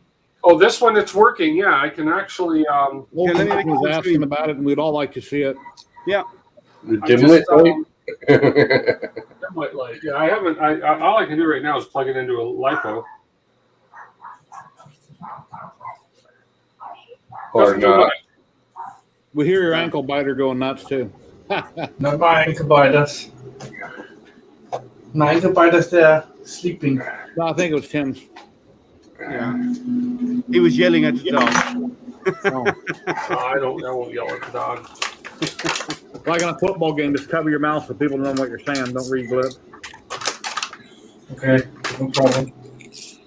So, you're gonna get so what's your first large print going to be? Hopefully that job I was trying to print yesterday for a customer, it's only about 250 by 250, but still, my very first large print, I haven't decided yet. Oh, Llama, I'm MPCNC. When I move the Z-axis up or down, it moves fine, no problem. It's just when I try to move the extrusion X or Y that it has issues. Yeah. The other thing is did you use regular galvanized conduit? Yeah. You may just need to sand the conduit down a little bit. I noticed on the top of the rails where the bearings run, it's like a flat spot, so I think I should sand them down really good. Yeah. You may just have the bearings too tight too. You can actually loosen that if I remember correctly. It's just a solid bolt that tightens up just as long as you don't crush the extrusion. Yeah. But you can apply and loosen tension a little bit with the clamp. Yeah. I've tried that and try to get them where I can spin the rollers, but yeah. because galvanized pipe is not smooth. The first thing I was going to do before I bought mine, I was going to build that, and I was just going to put like a block of wood in the end of the pipe and mount it on a drill and just take some sandpaper and go just smooth Emery it out. cloth, or what do you recommend? Huh? Emery cloth? Yeah, 220, whatever. Okay. You just want to smooth out because it's all hot dip galvanized or cold dip galvanized, isn't it? Whatever they sell at Lowe's, just regular. Yeah, that's cold dip galvanized. Yeah. Because originally I printed the wrong parts. I printed all the parts for the huge box of stuff, and I realized the conduit in the U.S. there's different parts for different regions, and I printed the wrong ones, and I had to reprint them. Then I tried to buy regular steel pipe; it was too expensive. So, Tim, Yeah. is your spool holder on a bearing? Yeah, and it's too loose. I've already tried to tighten it. No, what I was thinking you should do is upsize it and buy 10 kilo spools instead. Possibly. Because if you grow it, you need to grow it because of and make Which it printed solid cells. But if it's on a bearing, you can run a 10 kilo spool on that. I can imagine what shipping would be on a 10 kilo spool. It'll be free because you're going to buy a whole boatload of it. The 10 kilo spools are actually cheaper than buying 10 1 kilo spools. Yeah. Oh, okay. Because like you can, IC3D, they spool everything to 10 kilo spools and then re-spool for everything else. They re-spool down to 2.5, they re-spool down to 1. But the 10 kilos what comes off their production line. Yeah. Have you tried that Canadian company there? What the hell's the name of it? printed solid. Huh? Printed solid. They're not a Canadian. M3D, I think it was. Matter 3D. Yeah, I've got a lot of their stuff. What I say? They sell like 5 kilo spools too. Spool 3D is a company I'm thinking of. That's a very good statement there from Kieran, Tim. Nice blue. Yeah. The storage cabinet. That's a really expensive storage cabinet. So what he's doing, Kieran, is next week he's installing shelving underneath the bed. Yeah, under here. Yeah. Yeah, he's putting shelving in. So again, the problem is him getting it in Canada. He's only going to print minis on it, so he has some room for shelves underneath. Yeah. His biggest print is going to be the normal size benchy. I haven't used my. He's going to print a baby benchy, one that's only about a half an inch wide. I just want to see that big ass printer. Just like I did on the pumpkin when I got the pumpkin running, I had to put a little baby pumpkin on the pumpkin. It's from Printed Solid, Chris.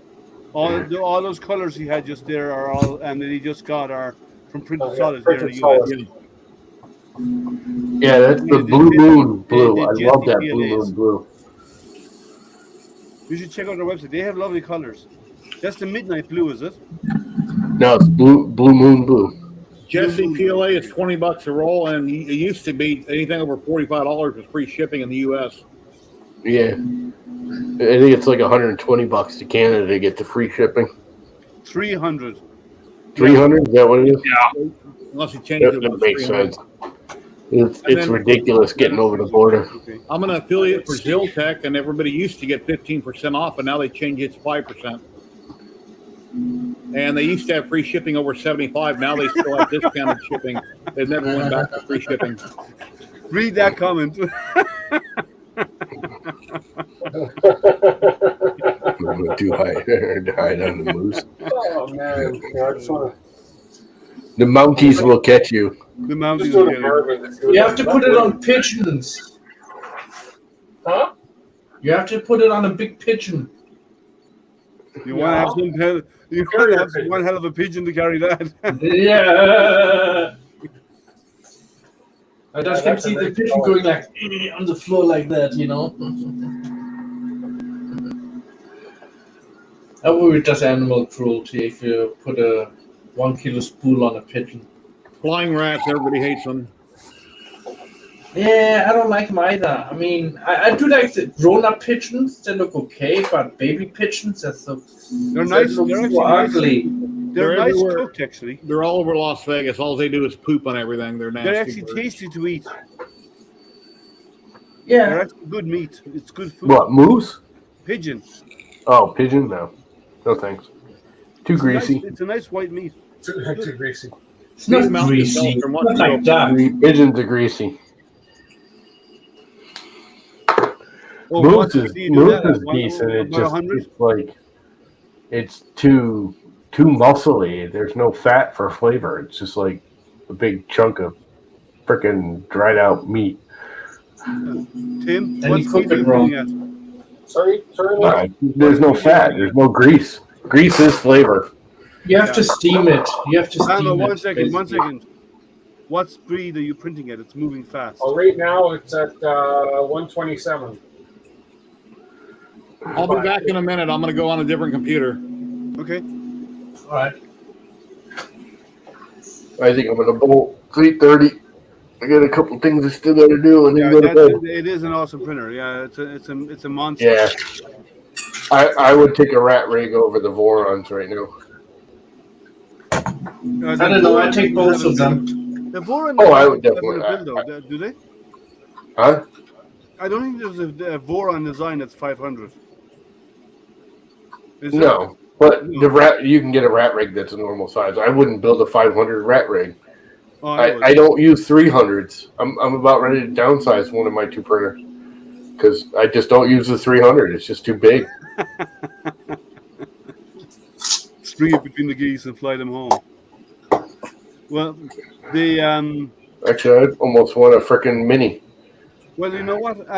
I would use a rat rig. Just imagine how many trains I could print on that. Snorting that glue, are you there, Tim? How does that glue smell? You gonna lick it now? I'm gonna make sure it's the right one. No, everything by smell in my business. But yeah, but I like a rat rig. I would have use for it. Like, as I said, imagine how many trains I could print on a rat rig at 120 millimeters or 140 millimeters a second. Yeah. I could do a lot of trains there. No, Yeah, what I would. do is a rat rig IDEX, a 500 by 500 rat rig IDEX. Now that would be a beast and a half. Yeah, you're looking at Another at guy. least $3.5 grand. Sorry. Another guy designing I a do printer think- that's like super fast. I do think you look like at $3.5 grand at least. Well, Sweet it's only, and all it bread. is no, for IDEX, to turn that into IDEX, the belts you'd have to figure out, the alignment, the layout of the belts, but it's an extra set of belts and an extra set of motors for X and Y. But it's the same rails on the X. So it's only all about belts and steppers and then figuring out how to lay it out. So instead of having the belts where you are right now, you'd have to have a higher stack. And one would be right way up, the others would be upside down, controlling two sets of belts. So the belts are one above the other. There is a Midex printer out there, which is an IDEX Core XY. I think Loyal Moses has one. No, he's got IDEX. He doesn't have a Midex. No. IDEX is what I'm talking about. He does have His IDEX costs like $3.5 grand. He's got a raised. Yeah, he's got the Raise 3D. Yeah, he's got the raised 3D IDEX is what he's got, and they're not a big print volume either. They're not very big print volume. No, it's like They're like 400. 280 by like 400. They're Yeah. tall. Don't you have one of those, Tim? Is I yours have an IDEX. I have a FlashWorks Creator 3. the FlashWorks Creator? Okay. And that's an IDEX machine as well. So, and that's what's the build volume in that? 250 by 300 or something. Something like that. Yeah. And they're not very big because it's an enclosed unit, so it's designed for high temperature printing. Alright, I'm gonna bolt, guys. You have fun. All right, Lama. Always Yeah. fun to have you. I'm going to leave you on Spotlight, Tim, if you don't mind, because you have a printer doing something. Oh, I'm sorry. I can put something on my printers. If you want, sure. Get a Yeah, but it's too far away for you guys to see. So I'm not sure. I thought Jerry was joining. He hasn't joined back in again yet. Yeah, I'm He's probably working going. He's probably going to the garage. I'm working on one of the T-Rex skeletons. Yeah. Here, let me switch over. 1 second. Let me switch you over to. I'll switch. There you go, Matt. There you go. I have already several parts printed and stuck together. So the feet is resin, the base and the stick is PLA. But came out really nice. I mean, Yeah, just the detail on the resin is unbelievable. The llama. Llama left. Huh. Yeah, Okay. Lollipop Llama left.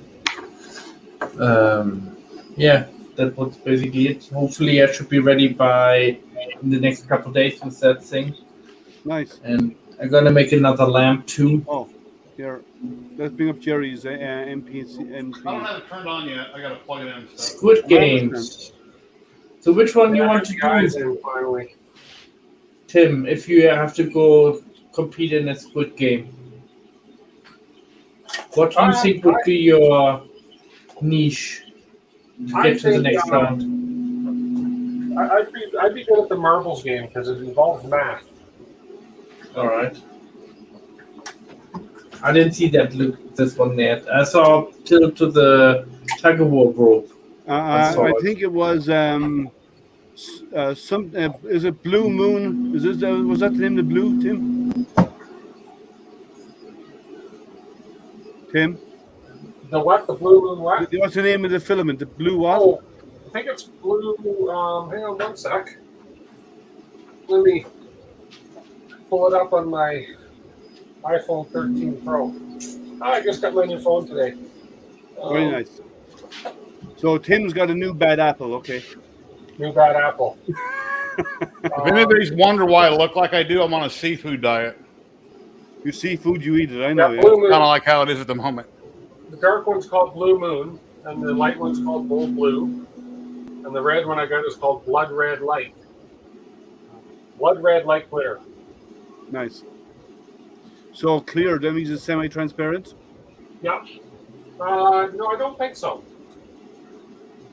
Go ahead and take me off full screen for a minute. I'm trying to get Campbell set up.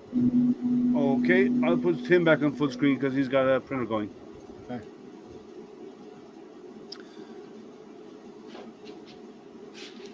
But it's not jamming right now.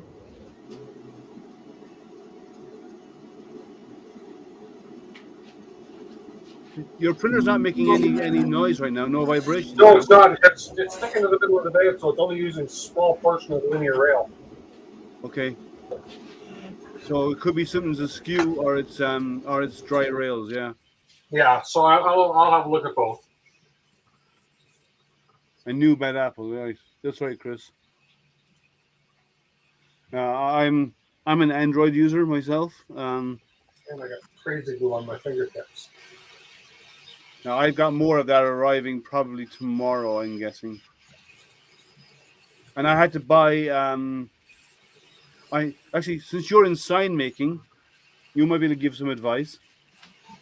I bought a very low tech spray adhesive because I changed some stuff out. I put in a new mailbox stand and new mailboxes, and there's no numbers on it, so I want to spray paint it, the number.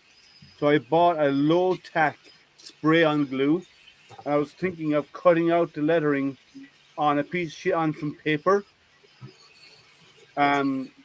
spray the back of it, stick it onto the thing, onto my mailbox, spray it, and then peel it off again. What do you think?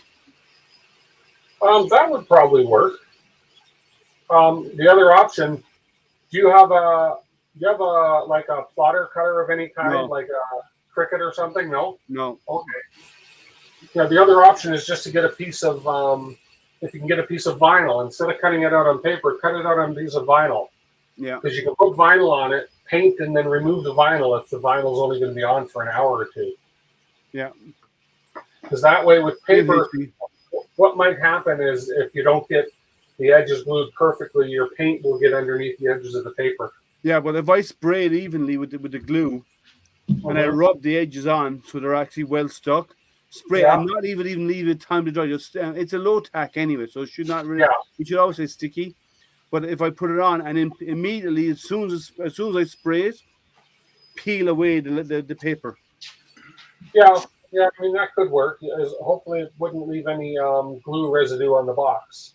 Well, if it does, when the paint is dry, I can always wash it out. Yeah. I have a stencil vinyl material made specifically for stencils. So you cut a stencil, you stick it on, you do whatever you do, and then you peel it off. So, but I think any that your method would work, but any vinyl would work as well, I'm sure. Yeah, I don't have vinyl, and even if I did, I was going to cut the lettering out with my laser. I get it. Okay. But if I can't do vinyl in the laser because it releases chlorine gas and Hey, Liam, feed rate would turn up how fast it travels, right? Sorry? Feed rate on the NPCNC, I've got it set to 10 steps to move it, but if I crank the feed rate up from 50, it'll move faster, right? Correct. Let me try it at 100. I can't see you guys at the moment. I've got candle open. That's fine. We're watching you. Actually, I can put this screen up here. I like the orange drill press. Yeah, it's a nice setup.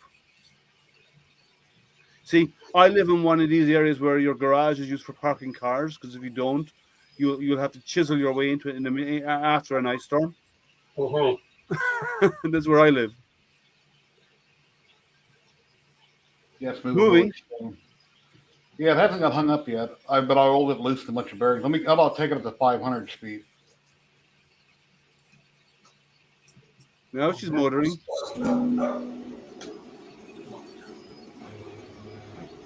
Yeah, there she's making a noise. Nikita, stop.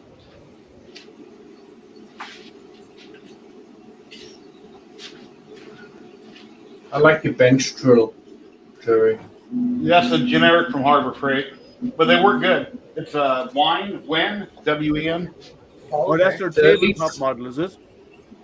It's a desktop. I used to have a big tall one sat on the floor, and I never used it, so I sold it, and I bought a small generic one. It works fine for what I use it for. I'm trying to get the glue off my fingertips.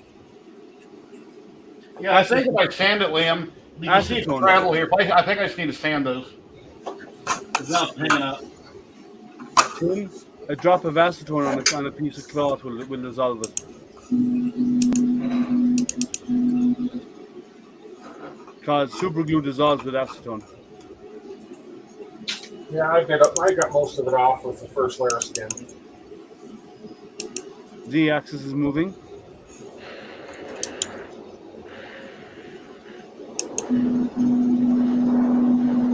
Got a jet flying over. It's making noise going up, though. Yeah. I think it just needs to be sanded down and looped properly. But I need to disable the Z, so when if I home it to try to square the machine, it won't mess with Z. Yeah, but if you but that means recompiling Gerbil. Okay, now it's not jogging at all. Can we take there this it goes. one first? Getting hung up right there. Yeah, but it's getting hung up in the halfway mark.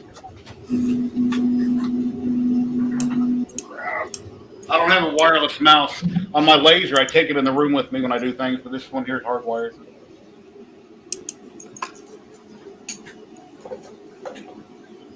Yeah. Okay, now I kick the speed up to 1,000. Yeah. It's moving fast.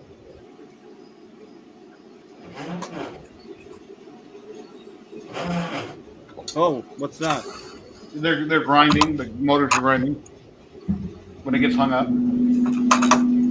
But okay, if you disable the motors, right? How does it feel when you're moving in that direction? Everything's stiff. The whole machine is basically is pretty stiff. It's not really loose like I would like it to be. That's why I think it's askew a little bit. I gotta stay on the conduit now. Okay.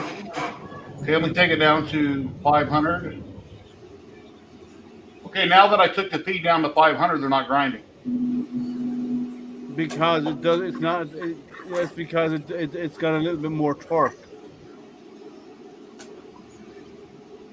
All right, guys, I'm gonna say good night. All right, Matt. Good night, Thank Matt. you. Have a good Thanks night. for the invite. You all have a Always. great night. So, guys, if anybody wants to come in and join us, you can. Let me see if I can. Let me get my mouse over there. If you want to come in and join the conversation, you're welcome to do so. There's a link. Make sure you mute your YouTube before you click on the link. But because we don't want audio feedback. Oh, so this weekend on Saturday morning at 11 a.m. Eastern time, I'll be doing an unboxing and setup of hopefully of the Robo CNC from Comgro. So that should be arrive. They said it'll be arriving Friday. So Nice. Friday I will schedule the live stream once it shows up. Friday afternoon.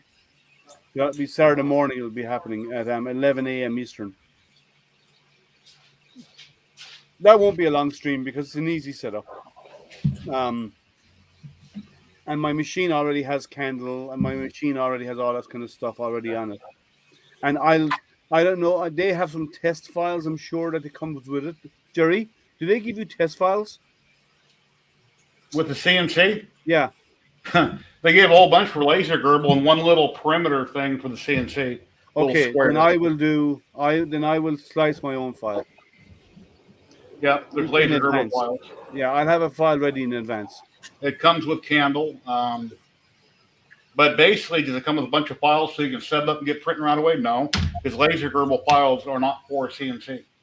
They're not unless you have depends. You can use it to do CNC because all you have to do is drop the Z down once and then follow a path around. So it might work. If you open the laser gerbil files, if it shows it going down Z and you see a path that's below Z, below the top of Z, it'll probably run. I haven't tried it, but Yeah. because they were in laser gerbil, I figured laser gerbil is for a laser, which I don't have on this, so I haven't messed with the program. Yeah. And on my other lasers, I use Lightburn. Yeah. Well, I'll probably get this file ready in advance then. I might be talking with you about the settings so I can have a pre-sliced file in advance, something like my logo or something like that, pre-sliced.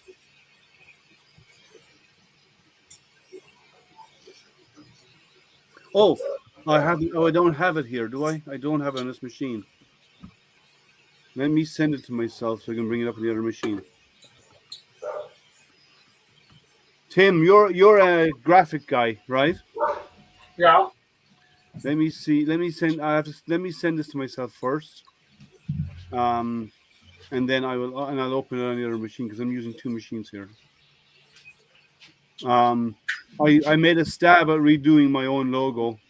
Oh, okay. As I say, a stab. And it's more using a cleaver than a knife. Yeah, we're still working. Marie and we're still working on a couple guys out there that are very patiently waiting. There's just so much going on here right now. Let me see if this is the right file.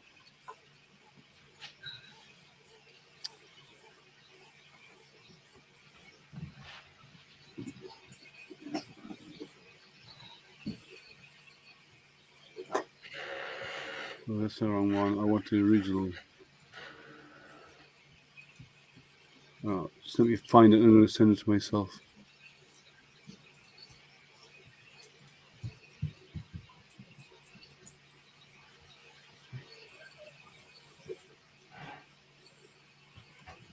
That's the file I want. Well, I'll just email it to myself.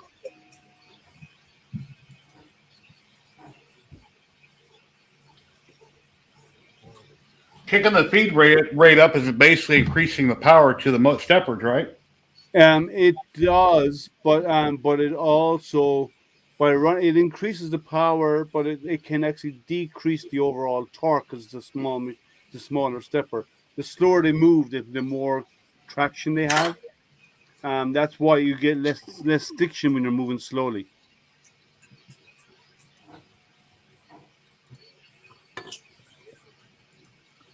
I wonder what happens if I click 2000. It'll go sliding right off the table and out the door and say goodbye. Okay, we're gonna find. Here we go. We're gonna find out. I got it on. Oh, it's only no. supposed to move 10 centimeters or millimeters, whatever. But yeah, there it goes. But now slow it way down. That issue goes away. Oh, by the way, guys, I don't know if anybody saw it. I hit 500 subscribers today. oh, congrats! Yeah, I've seen that from Oh, YouTube. congrats! Awesome. So now what my goal is to try and hit 1,000 if I can before the year is out, if possible, because I want to try and set up some giveaways. Ah, that is awesome. So that was cool to see that. I got a notification saying you hit you hit a subscriber. So that was nice. Well, 504 already.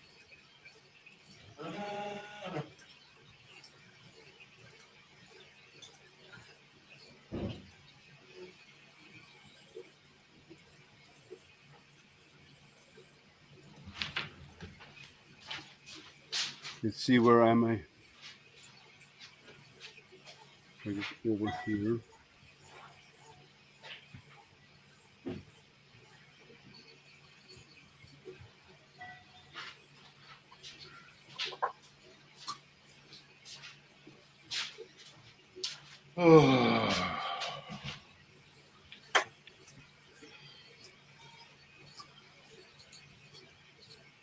See if I can attach this file.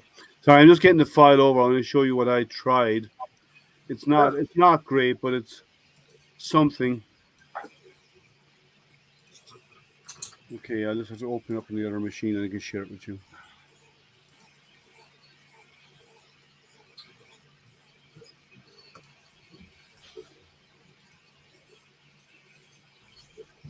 Rebuilding this atom stack hot end.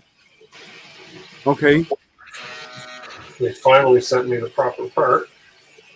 Oh, cool. Yeah, I know you've been waiting on that one.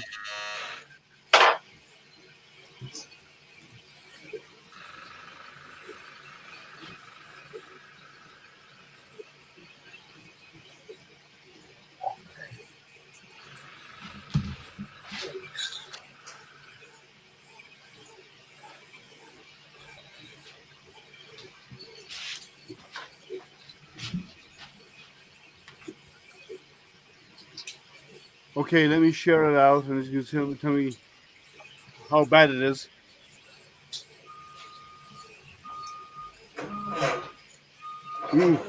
That grinding's not good. You can take me off full screen. What do you think, Tim? I like it. It's a good start. Good start. Anyway. I like your tagline. That's great. I think you're going to want to make your name a little bolder, though. The Astro, the name. Yeah, of it, the Astro printer. You don't want your graphic out. Like my eyes go right to the graphic instead of your name. Yeah, I can fade that down to a lighter color, like to a grayish color. Shouldn't the wrench and the gear be the same size as ASTR? I could make the gear bigger. But since printer is lowercase, I decided to put the gear the size as printer as lowercase. Yeah, but it reads as ASTR. Astro. It reads as Aster printer. Okay. So if the gear was the same size, say Astro. Yeah, you want to incorporate it so that the O stays with the name. Oh, Chris, thank you for the donation. Thank you, Chris. Chris just donated $30. Thank you so much, Chris. Oh, Awesome. nice. Thanks, Chris. Awesome. Thank you. Very nice. Thank you, sir. He donated to me last week. That was awesome. Thank you very much. Thank you, sir. That's nice. So,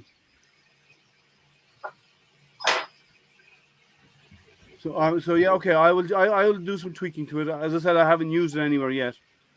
It looks good. I engraved it on a piece of wood and a laser, and it came out really good. I'm with a few tweaks with it. Let me show you how it came out. 1 second. I really like the tagline. I ordered a Craftsman chair off Amazon, like a bar stool in the garage. It's got a Craftsman logo on it. It'll be here probably Saturday or Sunday. Okay.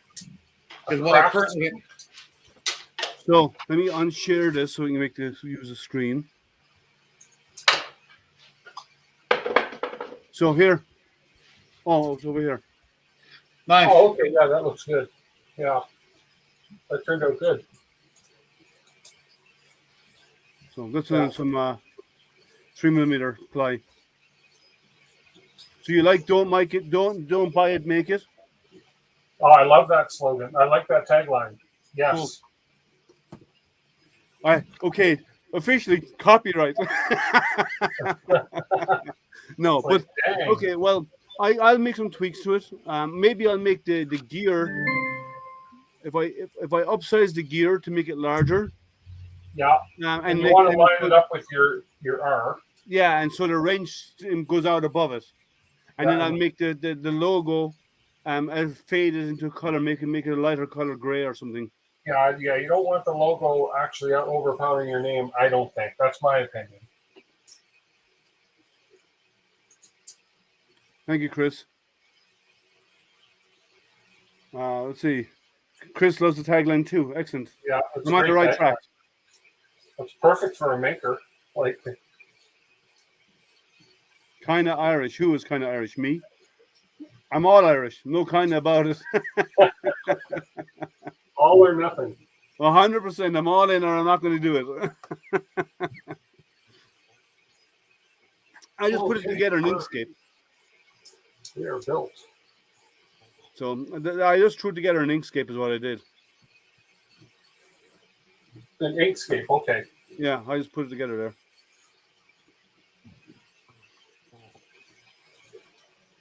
This is your job, so that's why I'm asking your input. Yeah, myself and actually my wife, she's a graphic designer. She's working on one for Justin right now, and I'm finalizing one for old Curmudgeon. Oh, nice.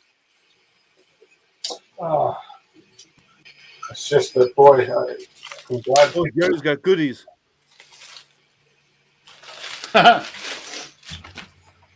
Oh, Digestive Daily Probiotic.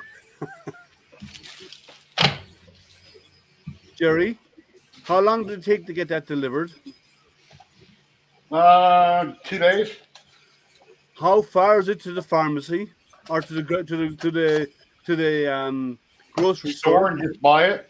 Yeah, a lot of times I just order stuff. It's simpler, and then I get deliveries. Okay, I'm just asking because you can go to the store and you get that in 20 minutes, or you wait 2 days for it. So I needed to take that this morning. Now I got it.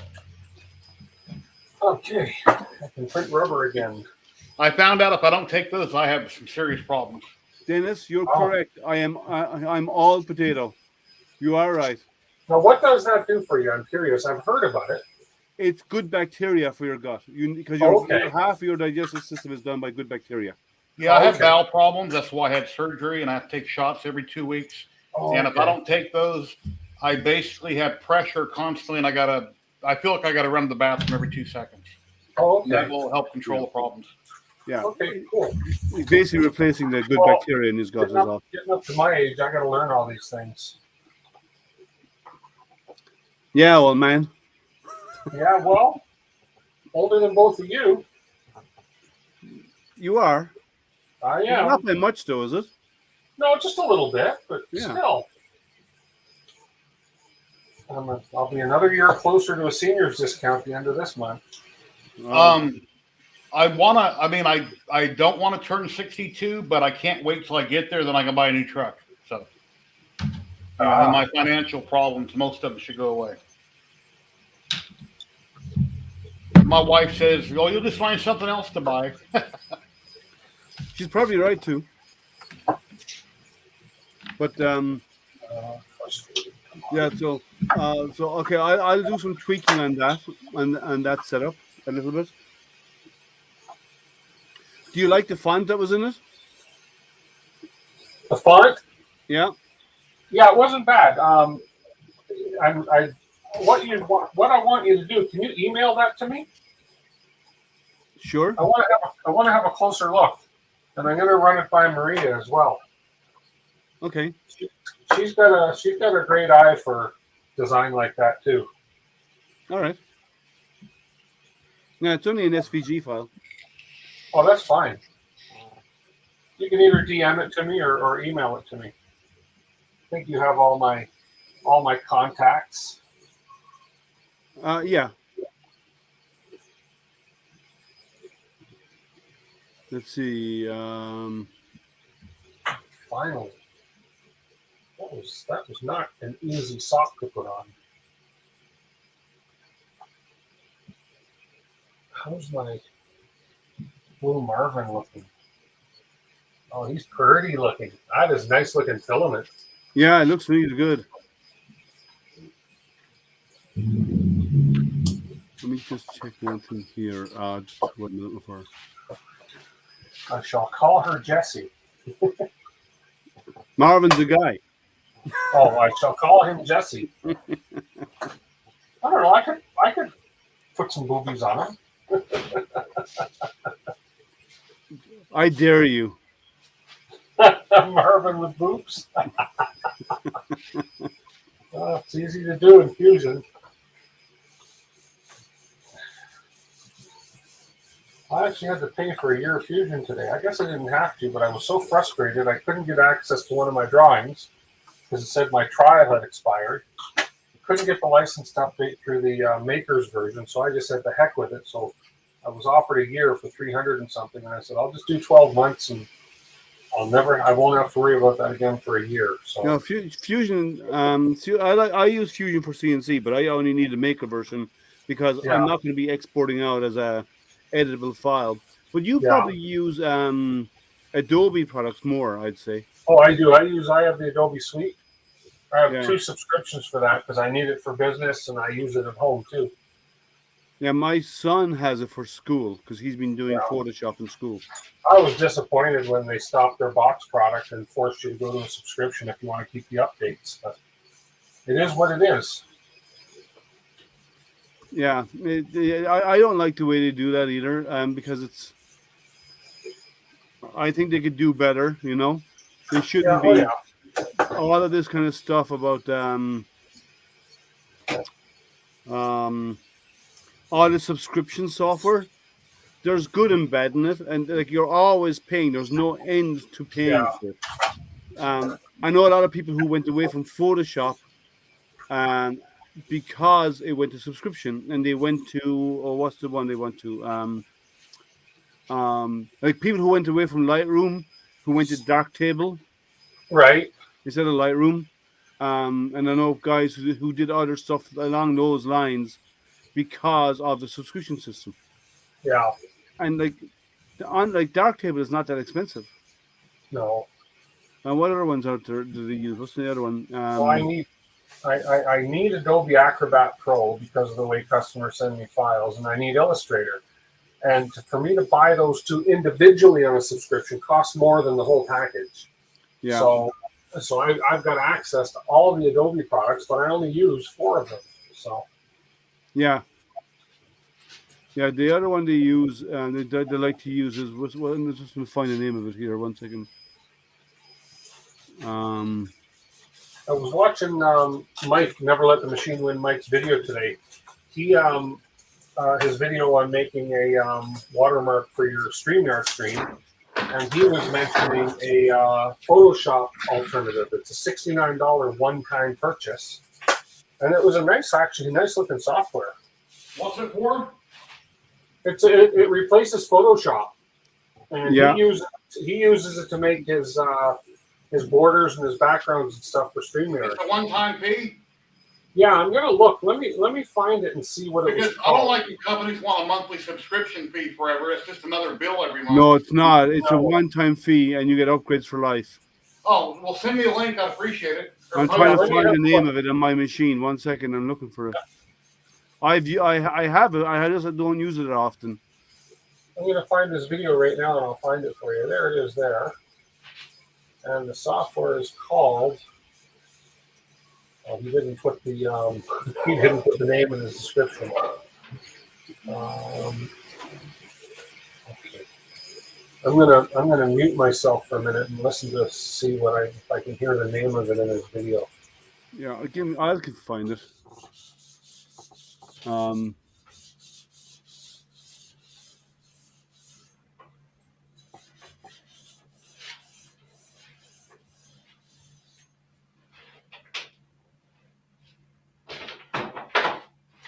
Affinity Photo. It's not Affinity Photo, isn't it?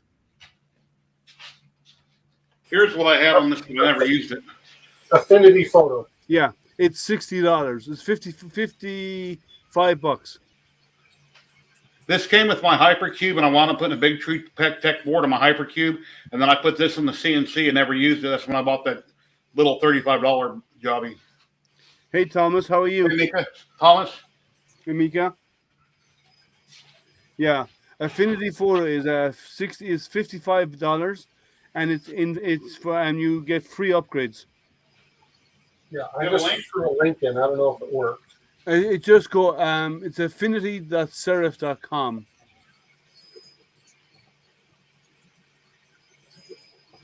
Yeah, You post it on the screen or in chat or? 1 second. Yeah, let me get their URL. It'd be best to put it on the screen. Everybody can check it out. I threw it in private chat as well because I don't. Well, you think did. That makes I life don't easy show for that. me. Then I can just grab it. Please like, subscribe, and share. Everybody, let's help Liam get over 1,000 subs. He needs to get over 2,000.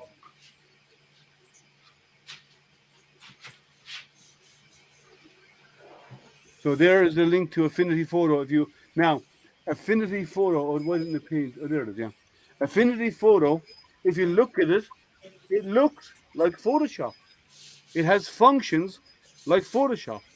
Yeah. The menu system is like Photoshop, Yeah. and it was created by ex-Photoshop employees. Uh-huh. Yeah. So that's where it comes from. They were disgruntled with the company and they left.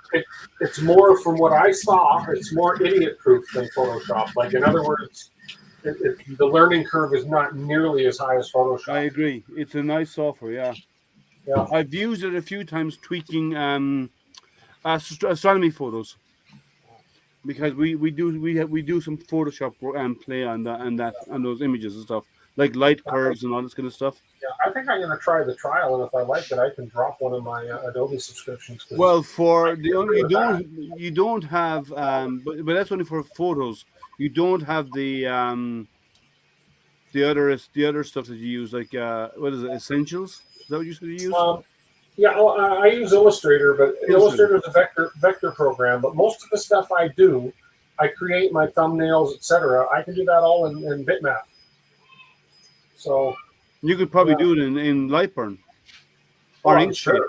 I mean, yeah, I think if I can save myself a monthly subscription at the business, then why not? Yeah. Okay. Let's see. How's Marvin doing? He's almost done. Oh, I love the color. At least on camera. Yeah, it looks really good. I haven't gotten up to look at it. You need to set up you need to get a USB. Do you know those inspection cameras? Oh yeah. And mount it up and build yourself a nozzle cam. Ah, I have. Let me go see if I still find it. I wonder. Yeah, one of those inspection cameras would be a great nozzle cam. Bastard. I have an old Conroe laser on the ender. The buck converter that came with it went up in smoke. I bought a new one, but I believe it's 12. Those lasers are 12 or 24 volt. You'll be able to see it on the laser itself. It should have the voltage, and you can do that to adjust the voltage and use your buck converter to set it right. I've had this. I've had this for many months. Oh, that's the Pi camera. Yeah, and I don't know if I've had this for a couple of years. I wonder if it would be compatible with my Pi 4. It will. Yeah. I've got Yeah, that with an extension cable. Yeah, but so the endoscope camera, people get the endoscope cameras and mount it on the print head, and it actually so you point it towards the nozzle, so it's actually looking at the nozzle. So as the nozzle moves, you get a nozzle cam. You see the plastic being laid down by the nozzle. Okay, I have an endoscope. And there's all those endoscopes are USB. Oh, Jerry, that sounds bad. They're going to damage something. Yeah, still sticking. Yeah, and those endoscopes have lights on them, so it lights up the nozzle. Oh yeah. So you just put it by USB cable all the way back, and then plug it into your Pi, and then your Pi can use it as a camera. I wonder where I put my endoscope. And if you use another camera on check in the bathroom. I was just going to say it might still be in the bathroom. Well, actually, if you use another camera on your Pi, like you're using your Pi. What are you using on your Pi? What do I use on my Pi? Are you using Octoprint on your Pi for that printer? Not yet. No, I haven't got Octoprint set up. But I'm sure I can if you do Octoprint, there's a module for Octoprint, an add-on, a plugin that allows you to run two cameras on Octoprint. Oh, okay. So you can have the nozzle cam, and you can have the endoscope camera. The endoscope is a nozzle cam over USB, and you can have the main camera watching your print. Okay. The Buck Stephen Poole, buy a buck converter, and you can crank the voltage down from 24 down to 5. Yeah, he knows that. He's planning to do. But he said he's he says he's got a display in it. Yeah, but you just need to read the voltage on your laser and make sure your buck converter, whatever voltage you're feeding into it, it steps it down. So your Ender 3 is the Ender 3s are I don't have an Ender 3. They're 24 volt, aren't they? The original was 12, and then the Pro was 24 on up. Okay, because they don't have any Ender 3s. So depending on which one you have, check the voltage on it, and the voltage will be the voltage going to the fan that is actually doing the part cooling fan that's on the side that blows down by the nozzle. That fan will have the voltage rating on it, and that's the voltage rating that will be going to your laser, and it'll be going up or down. That's a PWM fan, pulse width modulation fan.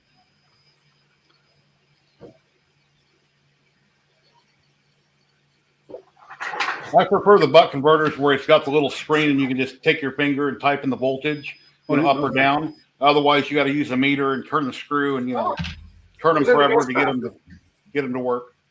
And when you adjust the voltage, when you don't have the screen, you literally got to turn for 5 minutes one direction to realize if it changes. It takes forever in those little bitty ones.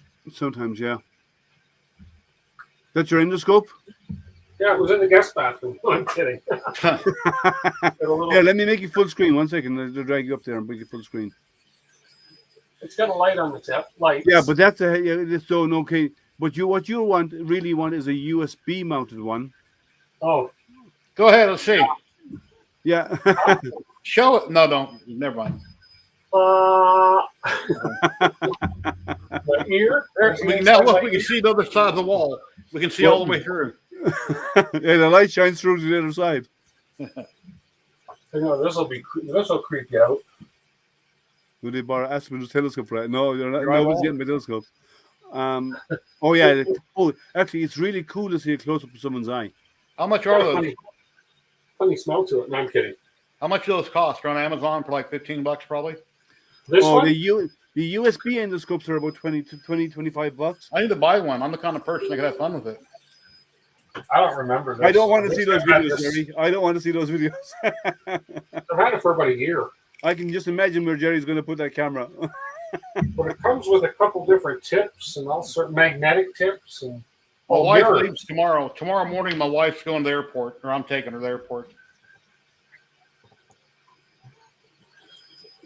5 I don't know out why. again, you need to read the laser what the output is. I don't know what the output or the input is on that laser. It should be written on it, on the front, the label on the front of it should say it. It's probably a 12. I'm guessing it might be 12 for the really small ones. I don't know if it's 24 volts on the small ones. If it is, then you just need a wire. Those little diode lasers, the Comgrow, the little diode I had that I'm not using, and the ones I bought are 12 or 24. They'll do either or. Yeah. Well, yeah, you just read it on it. It'll tell you. That's too bright.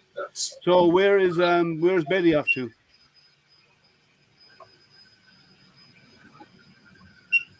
Oh, she's going to Texas for a. I'm reading chat. She's going to Texas for a Funa wedding. Okay. And she'll be back next week. I'll take her in the morning. Her plane leaves at 11:30, so if I have her to McCarran by 9, it should be good. Do you see what Kieran said?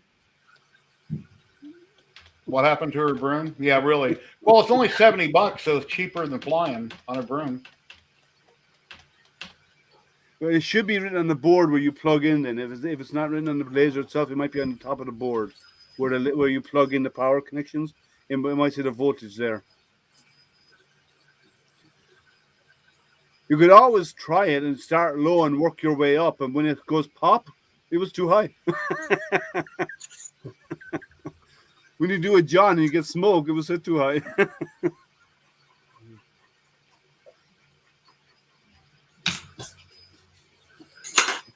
She may not like you that much, Kieran. She may not like you that much.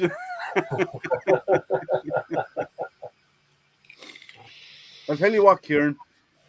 Fly over, knock on the door, say it to her face, and let's see if you get slapped upside the head, and we'll see how much she likes you or not.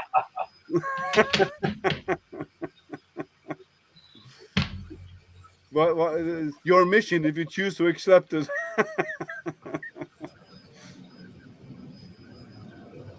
But yeah, so I'm not sure. You'd have to check the laser itself. I don't know what the voltage is, but you can just adjust the buck converter. Actually, the buck converter that you got, if you get the part number of that buck converter and look it up online, you could probably get the ratings of it online because it has a part number. Whoever makes it will have the specs on it.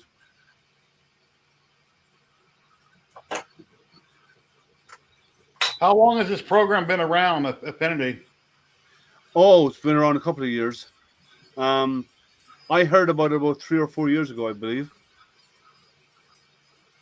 Today's the first time I heard about it. I know. I paid like $160 a couple of years ago for a bunch of Adobe products, and most of them, they had trials that ran out, so I don't even currently know what I actually own from them, but I don't mess with it usually. I think but it would be nice. It'd be nice to have something that's like Photoshop.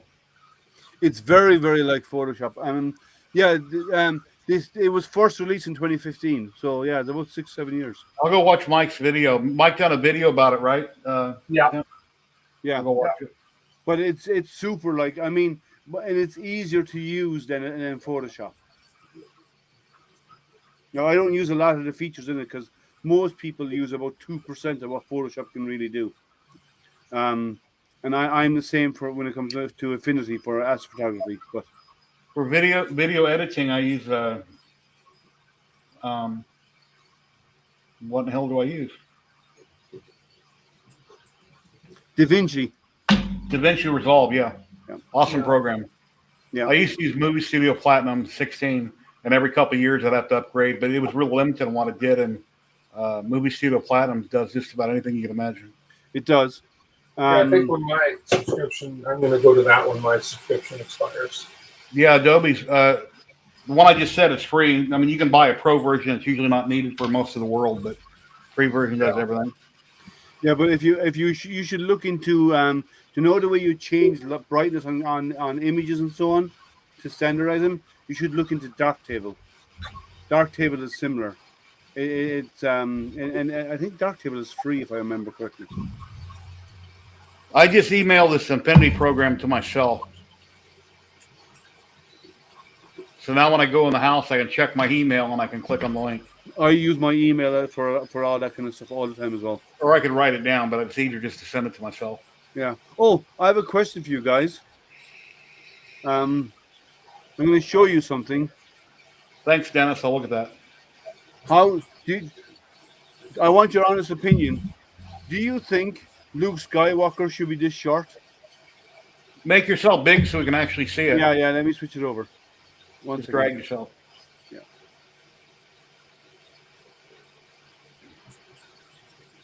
Well, that's short, Luke Skywalker. It's very short. You don't have much of a neck there. He doesn't have any neck. He's like a The only thing bodybuilder. they don't look that bad. I just think that the head or the cloak should be slightly higher. It's all squashed. He's got short, stubby legs, and he shouldn't have either. So yeah, it is what it is. I have some words to have with somebody about that. And even the lightsaber isn't round; it's kind of a flat. It's more flat than round. Stop. What does it say here? Okay. Yeah, you can get an endoscope on Amazon for about $10-15. Yeah. And then you get a USB one. So then you with your cable harness, you run USB back to your Pi, and that will then allow. Because is your Pi doing anything else right now? No, you're just using the Duet default, aren't you? And you have a Pi there to use later on, correct? Oh, the Pi is actually. Apparently, the Pi is processing everything. The Duet is just running the electronics, and the Pi is. Oh, then you don't want to run them both on the same one.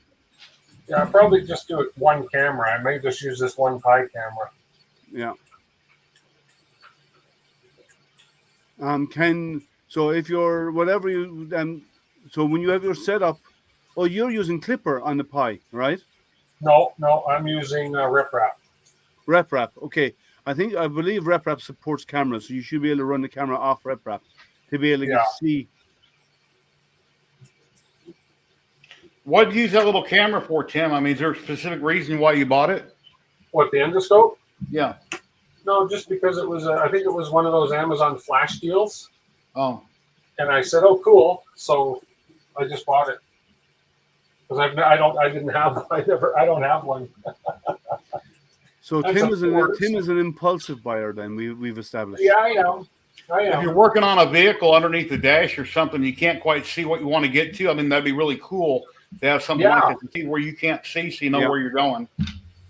I see. The problem with me is I tend to forget what I have, and so I need to really, when I'm looking for doing a project, I need to remember. Okay, do I have something that'll make this easier? Oh, gee, yeah, I have an endoscope. Well, see, I'm different. Like Chris Kersey, he's super organized. He's got everything's got its place on his board right behind him, where he has access to everything. It's really organized. I know what I have. My problem is finding it half the time. It could be organized just for camera when he's actually doing a job. Like a lot of people, it probably goes on the bench so he gets around to figuring out where it came from. We see him. He takes something off. He uses it. He puts it straight back up when he's not using it. Okay. You see him all the time. He puts everything away. When he thinks he's done with it, it goes back on his board. He's very, very, very organized. It's great. I wish I was that organized. I'm not. I have a tendency to use stuff and leave it somewhere, and then come back 2 weeks later and say, I wonder where I put that. It'll take me an hour to find it sometimes.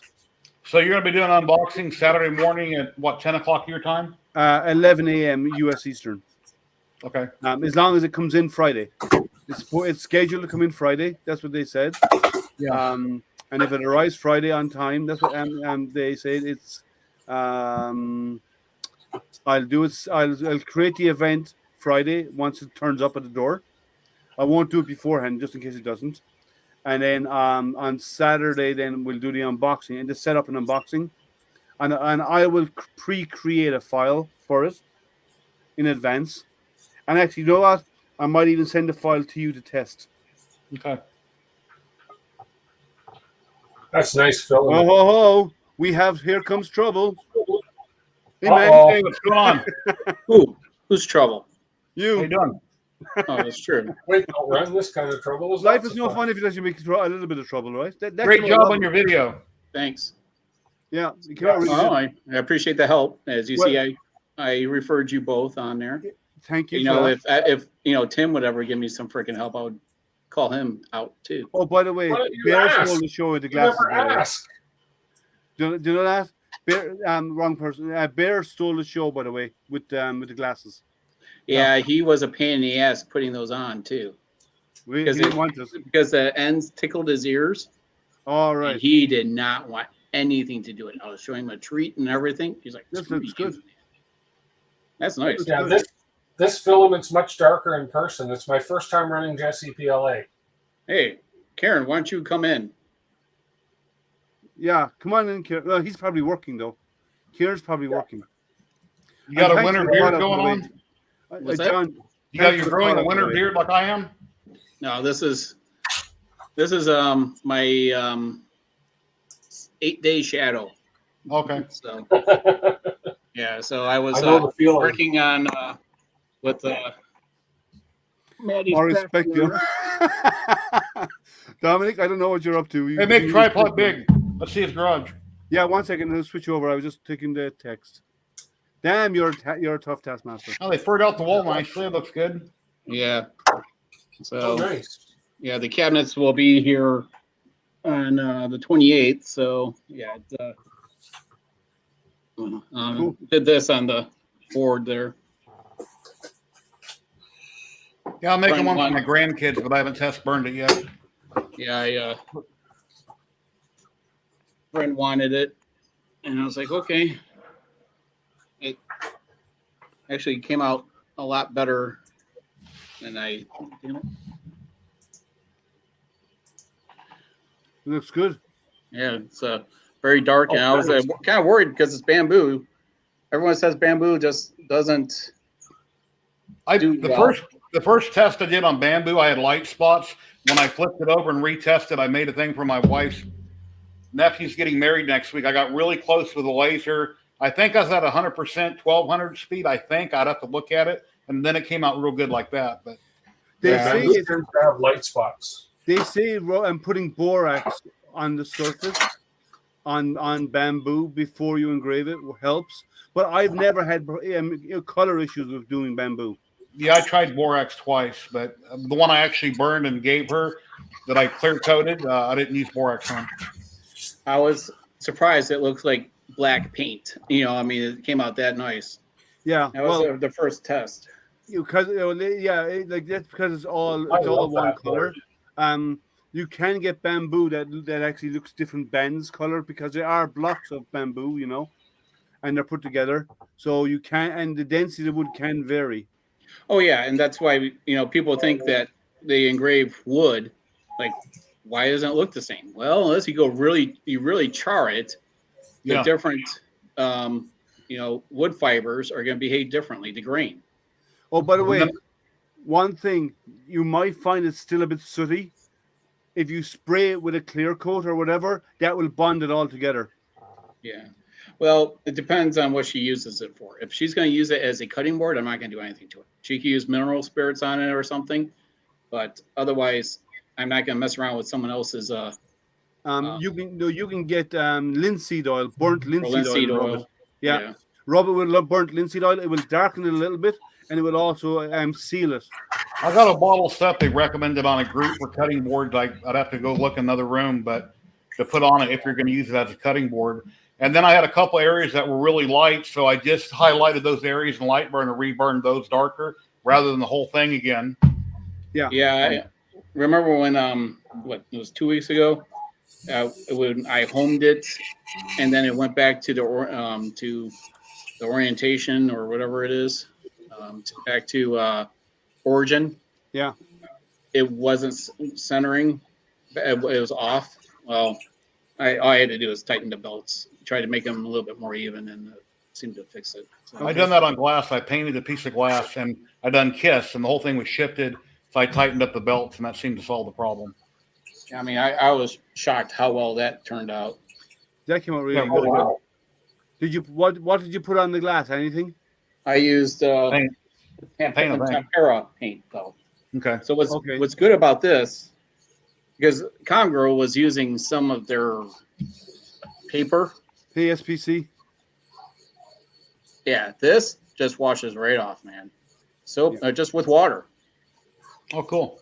Yeah, I called out the Pawpaw's Workshop, PAW. I've Yeah. seen his stuff. He's good. Yeah. Yeah, he had it, and I'm like, there has to be something better out there than this. So I've tried spray paint. It's hard to get off. Scrubbing it. I've tried acrylic paint, which doesn't go on evenly. And then I bought that paper stuff the LA hobby guy talked about. It's like a white paper you put on it. So The transfer yeah, this paper, that stuff is $10 for that big of a bottle, and it's thick, and it just washes right off. You just put it in underwater, and it just comes off. wow, you don't have to scrub it or nothing, huh? Nothing. Slightly hit it. I just used like a paper towel. Oh, cool. Just to you get on your fingers, washes right off. My wife was like, "I know what that is. We used to use it at daycare all the time because Yeah, it washes finger off paint. everything."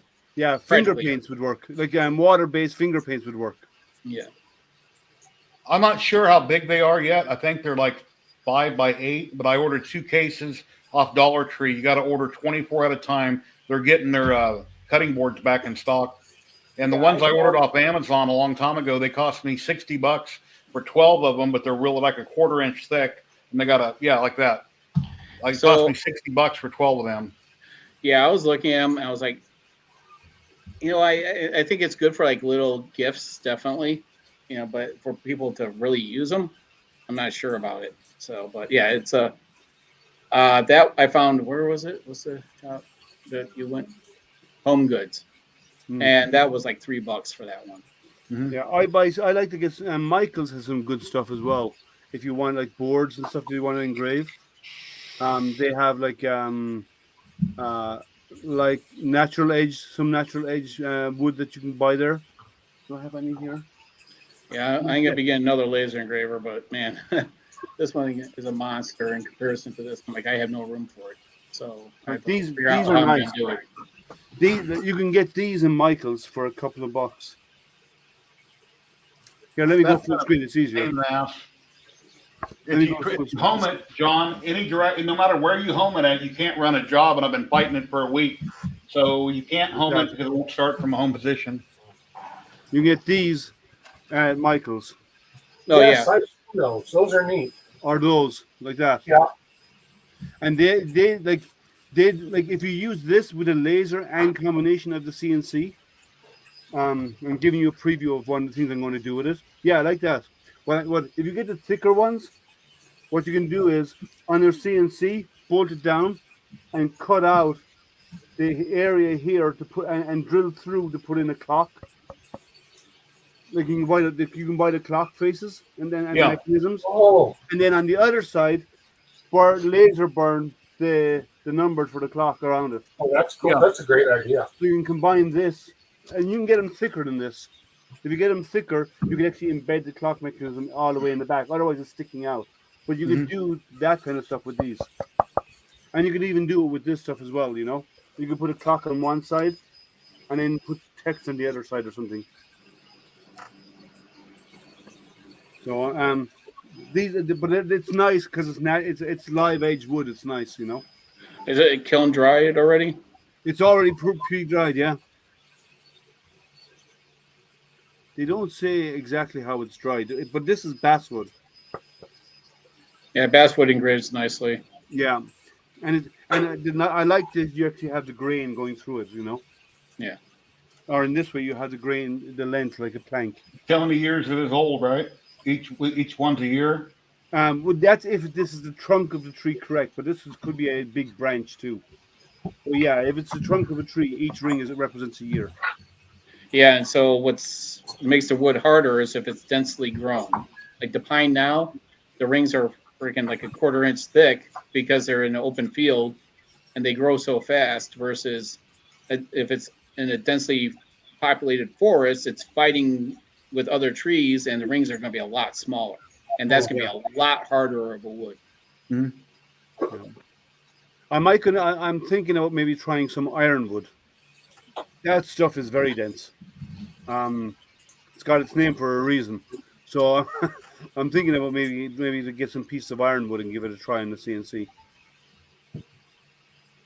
But you'd have to go really slow through that material. It's like you're going through mahogany. You know, you have to take your time with it. On those small CNCs.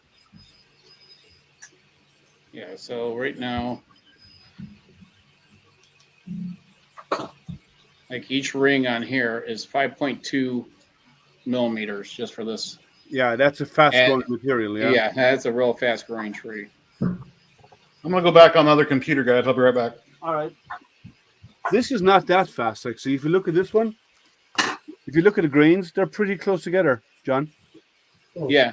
Okay, so when it first starts out, it's say this is the center is really, the rings are far apart, but as the tree is getting older, it's fighting for more light and everything, and that's where you can see that the widest ring is 5.28, and then as you get out to the outside, you get down to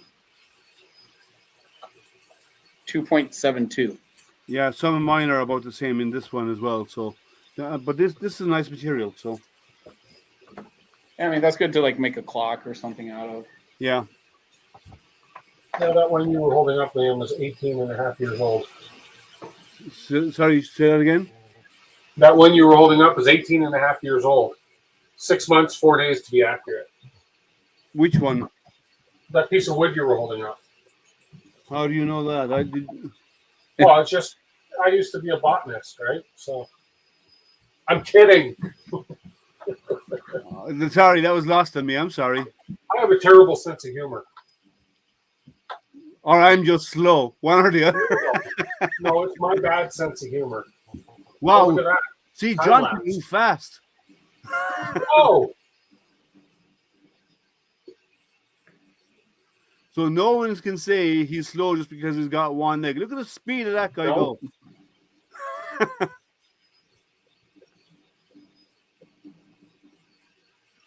oh Yeah. wow. I even saw level in there. There he is. Yeah. I have that exact. That's a red. I have that exact level. I think. Yeah, it's a Home Depot level. Yeah. Yeah. I'm like, well, you know, thing is it needs to be centered on the stud. You know, I mean, that's the easiest way to do it. Center and edge, and half on the edge, yeah. So, I mean, you can tell the previous owners missed a couple studs. They didn't have a stud finder. So, I won't do anything without it because the stud finders will find electrical wires and everything, so you can avoid all of that stuff. yeah, this one finds the AC as well as the. Mine will What even sucks- find metal studs. Jerry is waiting for you in the green room. Oh, I'm sorry, Jerry. There you go. The Energizer button has nothing on you, John. Yeah. Oh, that sucks is it gets so late. I went out there after work, and you know that's the only spot was to get an angle. It sucks that it's that dark, but it is what it is. But when I put the slat wall up, it'll be a lot lighter in here because I can put the camera somewhere else. What color slat wall are you putting up? The grays or the? It's the same as the back charcoal. Okay. Hey, John, something else I've learned with Lightburn is that we're actually LA hobby guy. If you go and you search for anything on the internet, any vector files, anything you like, and you download it, you throw it in Lightburn, and then you trace the image, and then you can ungroup it, and you can take any particular part of that you want, and you can put it in your design or whatever. It'll take any image apart in pieces. That's cool. Yeah. You can even go in and actually get the trace lines and move them and manipulate the image as well. You know that? So if there's an image there and you want to change it, you want to change its shape, you can actually bring up the trace lines that make up that image in Lightburn, and you can actually drag them and remove it around and change its shape. All right, bend over, Jerry. Oh, A big paddle. Yeah, when I was in third grade, I got hit with something like that the principal drilled holes in, and if for something I never did. Then when I was 16, working at the store, he came in as a customer, a deer hunter, and I wanted to say, you know what? When I was in third grade, but I didn't say nothing. I wanted to bring it up and tell him after the fact that I got hit twice for no reason with one of those. No, wow. Yeah, Chris, that's an original 1988 Cloudbuster from when I was a kid. The original. It has a sassy chassis on it that you can't find anymore. Aluminum chassis. So that kit was like $375. Had bushings instead of, and some bronze bushings in there. And it's pretty beat up, but I mean the body is, you got no scratches on it because I bought a new body for it after I trashed the other one. But yeah, it's all original. It's then above there's even more original RC cars. Toyota Celica GRB. We got the Team Associate B1, I think it is. And then Revo, MP, what is that?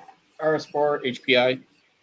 Then you got the TXT1, which was not available for very long. I had the original Bruiser, and I made a deal with the wife. If I sold it, I'll get her something, and I'll get the TXT1. So the Bruiser was nice, but now you could get a clone that is the same thing as the Bruiser for like $260. To me, it really needs to lower their prices.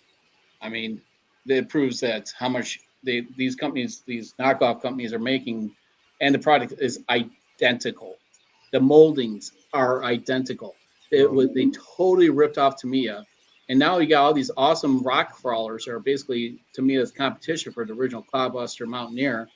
That kit is like $700, and you could get something that's totally better. I mean, granted, okay, that was the original, but you could get for half the price, and it has locking diffs and everything, remote locking diffs. So, I mean, I have an RC car coming. I ordered off of Banggood. I was going to do a review on it, but now it's too late because everyone already did a review on it, and it's like us, right? Sometimes, I hate to admit it, I've said it before to all of us. A lot of times we get the hand-me-down printer because we're small YouTubers, right? Yeah, sometimes. Yeah. So we get the 6-month-old printers and they want to reboot them, right? So they offer it to us. It's cheap for them. And, we'll take it, right? I'm not complaining, but it's the same thing if I did this. The hype is gone on it. The only thing I could do is modify the hell out of it and see if I can break 100 miles an hour with it on a cheap car. I have been lucky. I haven't got that many hand-me-downs. I mean, really lucky. I'm just saying though. It's like when I got the Hornet wasn't a hand-me-down, but it's a piece of shit. So I never got one of those. Yeah, you don't want it. It's garbage. It's okay. Literally one of the worst printers By the time I filmed everything, it wasn't even worth doing. It was. It had such bad heat creep because of that 30mm fan. It clogged all the time. And it wound up stripping out the extruder gears. See, that's a company who hasn't invested enough QA time and put the machines through the ringer to really test them. That was 2 weeks of I do my 2-week benchmark before I do a review. I thoroughly go through it as best as I can. And that was during our droid build. It failed on every part. Yeah. And that went out to consumers. That's the problem. That's why more and more companies need to use beta testers like us to beat machines up to find issues. Like I see new machines out there that they're coming out with, and I go to these guys and say, who's tested it? Have you got it out to an end users, like people with experience to do beta testing on the machines? And half the time, no, we haven't done that yet. And I give them a list of reasons why they should do it.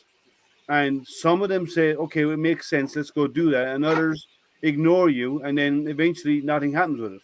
And then they release a bad product, right? Well, look at the Smart, right? clear example when Creality did it wrong. It was such a beautiful looking machine. Looks like it's everything that everyone wants, but it's everything everyone hates because it doesn't work out of the box. Which one? The Smart. Yeah, mine arrived and the board died when I powered it on.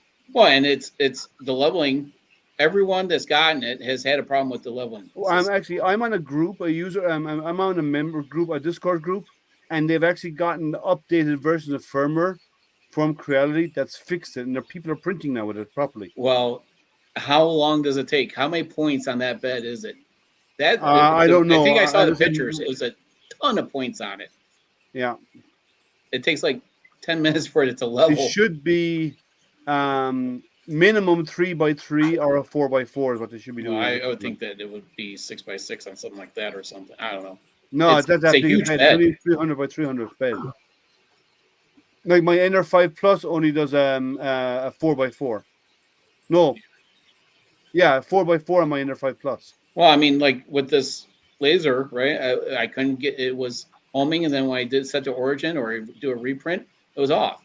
And if I didn't just take the time like I did, I would have made a claim that wasn't there, because I just tightened the belts a little bit more and took care of it. Yeah. Yeah. And I mean, I was almost ready to get the video out, and I said, okay, let me try it, and then that fixed it. So. But that's the same with any printer, though. You see slack like that happening, and you'd tighten stuff up to ensure, right? You do the same with a 3D printer. So the laser's no different, I don't think. But yeah, I agree. Like they should have helpful hints about if you have this issue, check A, B, C, and D, right? And that should be part of of documentation, and it's often not. Troubleshooting is often not an issue, and it comes down to the user groups to help each other, which is not so bad. But when a new product, the first group of people to get it, they're the ones who are going to struggle the hardest, right? Well, I mean, most of the people whip out a video. These YouTubers, that's all they do. They don't do anything else. I mean, they'll whip out a video in 48 hours just to get the content out. They do an unboxing, and it's less than 10 minutes, and it's very difficult for me to get a video out that's less than 20 minutes. So, because I usually have about 2 hours worth of footage that I have to knock down. Yeah. I agree with you, and that's part. And I know you're going to say, and I know what you're going to respond to what I'm about to say, but it's the reason why I do live unboxings, because it walks through the process. And now a lot of people say it's very long, and it can be. Right? I agree, but it does. Somebody who's new, it walks them through how to get from A to Z. I think most people don't want to sit through a 2 or 3 hour Hangout live stream when they can watch a video and it can be crunched down to 15 minutes. Yeah, I mean, it has its purpose. Like when you have a big channel like Joel, and he gets all those super chats and stuff. I mean, that's where he makes his money on it, and he does the reboot video of it. Where are his final thoughts, right? Yeah. Shows off some prints. Again, he tells about the printer, features, and he nails it. I mean, it's, I like doing live streams, but it's just tough because I don't want to revisit the machine and do another video on it afterward. It's already took the time and effort to set up the live stream. I got one more thing review to do. Then I work on the focus, because it's right here, right in front of me. It's been sitting there. If I let them know that it's going to be, I said, this is where you are in line. So they were fine with it. So they said, we'll send it to you, and when you get it done, you get it done. Yeah, they're good to deal with, though. They're very easy to deal with as a group. Because I wasn't ready for it. I told them I wasn't ready for it. I really hope they remain that way. Like, some companies start out and they're really easy to deal with, and then it changes over time. I really hope that doesn't change, because I like dealing with them, and they're very responsive, and they're super helpful and so on, right? If you're on their user groups, they're super helpful. But I hope they maintain that, because what happens is, and it's happened with a few other companies that have recent companies in the last couple of years, who started out super involved, and then once it grew, that went away. and that's the problem. And that to me, that's what all companies, or most companies, lack, is they let stuff slip and they don't they lose interest. All they care about is selling machines and making money now. Well, even though, like I said, it's a reboot of hitting the smaller channels with the product, we still enjoy getting the product, and it's there to me. I think it's mid-cycle for them. Be like, okay, let's see how many more we could get out, and let's give these smaller people a chance. And I'm all for it. But now it's like I got 2 more 3D printers in the foyer. Like, I have the garage makeover. I have my own priorities right now. I shot all the footage minus one scene for the garage or the driveway video. That is a pain in the ass in my area. Okay, now Jerry's gonna be like, we got thunderstorms, earthquakes, and filming outside with Cicadas. Well, no, the cicadas were finally gone. Yeah, they are now. Yeah. The train, if you look up, saw the shots, right? I got the train and the highway behind me. Oh, I didn't realize how bad it was until I stood out there in front of the camera, and I'm like, there's a Jake brake on the truck underneath the bridge. Reshoot. Oh, Yeah. There's the siren from the fire station a mile away. Reshoot. There's an airplane over the head. Reshoot. Oh, there's a train going by. That's what I thought. I have jets for my videos a lot, but it's no big deal. They're not. They're only there. Yeah, depending. Is your mic noise canceling? No, I didn't. I have a new mic that was delivered to me to test.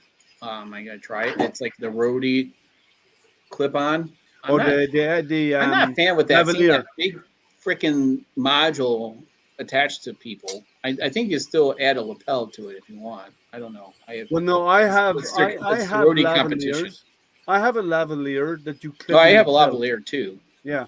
But the problem is that it works great. I mean, that's one I usually use for when I do a live stream, on my own. And because then I'm free to move around and I don't have to face the camera.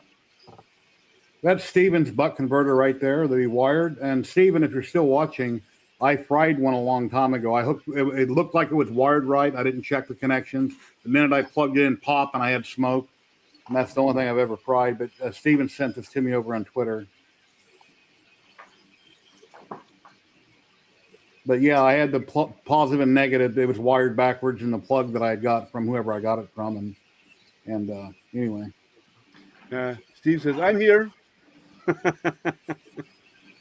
Yeah, so that's the okay. kit. And does that have the lavalier coming off it? No? I don't know. It's not Let me cheap. show you my one. No, I know this is the new one. I have a lavalier one. And he left or right. So. I got that small one that Yeah, mine's in the other room. DeWitt has the same one as I have, I believe. Okay. Yeah, I think so. I don't know why I can't remember people's names today. Mine is I have this one. I have a Foxconn. Yeah, I have one of those now. Yeah, I got It one works of those. great. Yeah, it works great. I have no problems with it. It has great distance. But I had to wear the headset with it. If I put the lapel on with that one, John, it sounded funny, so I have to wear the headset. Yeah, I've seen you. You haven't worn it recently, the headset, like in your videos. No. You used to wear it a lot in your videos, if I remember right. Yeah. Why does the one down here not work? Is it noisy? I don't know. It was just muffled. There was something about it was really muffled.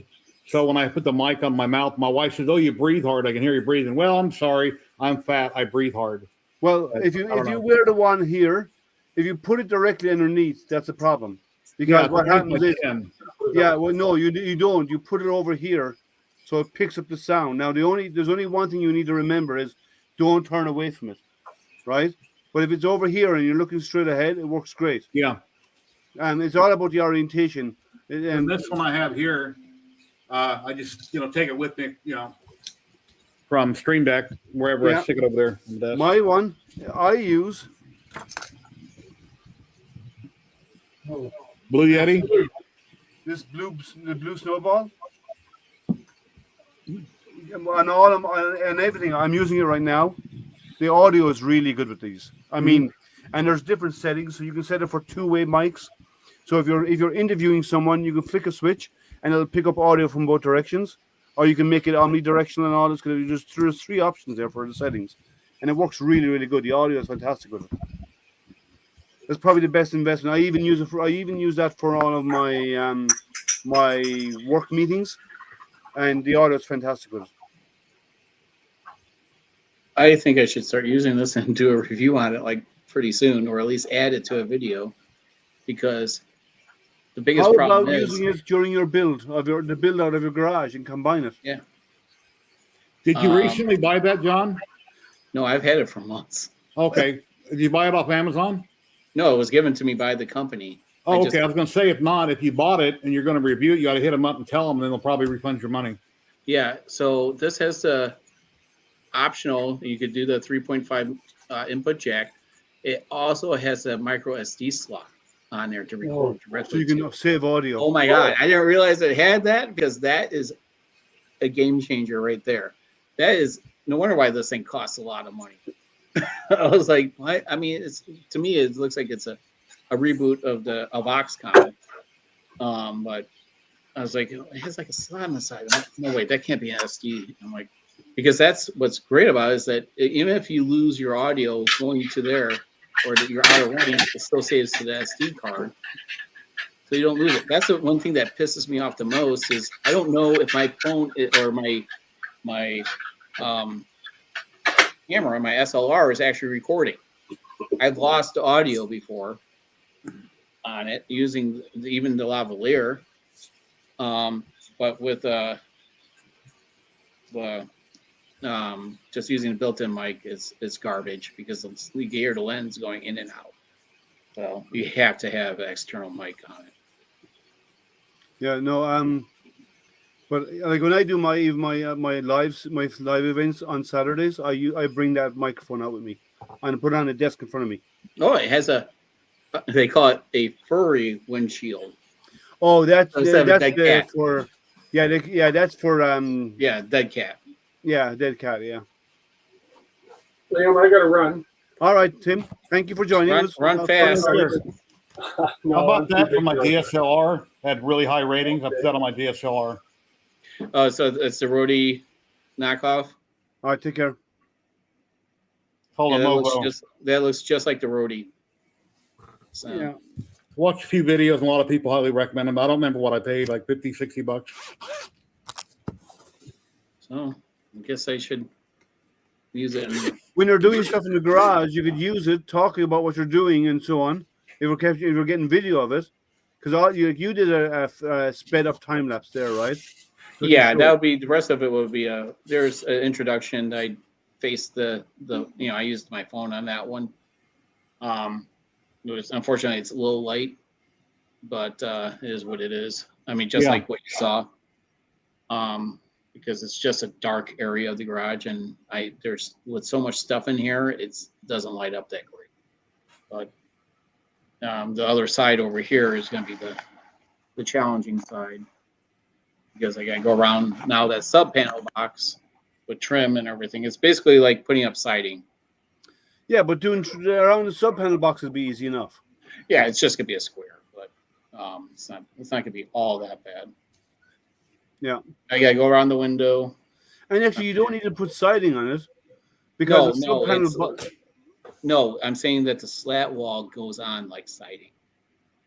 I understand that, but what I would do, because if the slat wall is pretty flat, right? Turn around, measure the size of your sub panel, and TPU print a frame for around it, and then when you put your siding it already has J channel. channel. It already has J channel. It already has J channel. Oh, it does. Yeah. Oh, okay. I'm gonna let you talk. So it is your stream, by the way. So you kick me. No. I'm just saying, like, I know, like buddies of mine, they got a new power because they got a new EV car, and they actually had to run extra power for the high speed charging into the garage, and they had to put in a new junction box, but externally facing, right, where where the mains would come in, and ITPU printed for them with NinjaFlex a frame that goes around the junction box, so they're siding in their garage, and this fits right around it and actually seals it up nicely. So that's what I do. That's why I brought it up. Yeah. Oh my God. I've spent way too much money on this garage already. So at this point, you better stay there till you die. That's the other cabinets I bought. Oh, they're nice. Yeah. I thought they're being donated to you. You said. What's that? I thought you said they were being donated. No, not those. Not those. Oh. Yep, that was those the manufacturer can't get them manufactured. So now, because they were a third party was doing it, so now they're building their own plants to make their own cabinet. That's what happens, right? You outsource it, you can't meet demand, you lose money.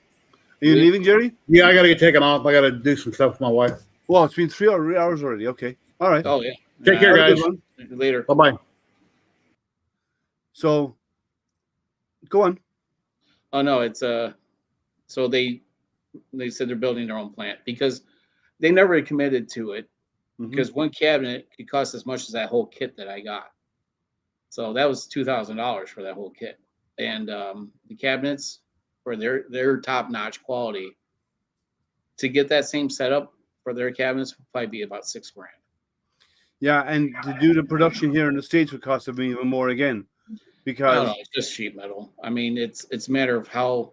I mean, it's just all stamped. It's not like it's real intricate. When people were talking about for that Arctroid, it was like, oh, you could have gotten this plasma table. It's all made in the U.S. I said it's all flat steel. Why am I, and the board is our Adreno Nano? Why am I paying for? Why am I spending $1,800 on? It's just for some flat steel pieces, and basically zero engineering. Yeah. So it's the guy after that battle online with me. He just stopped finally. I'm like, yeah. I don't know what's an Arctroid, no clue, but at least I have an interface. It doesn't have to be hooked up to a PC. I could trace something and carve it out with a plasma, and I'm done. And it doesn't take up a huge amount of square feet in my garage. Yeah, it's small. Yeah, but yeah, I do all my stuff. I don't have the garage space like you do. But like I actually park my cars in the garage. So for me it'd be more like I do most of my stuff in the basement. I do some stuff outside, but not an awful lot.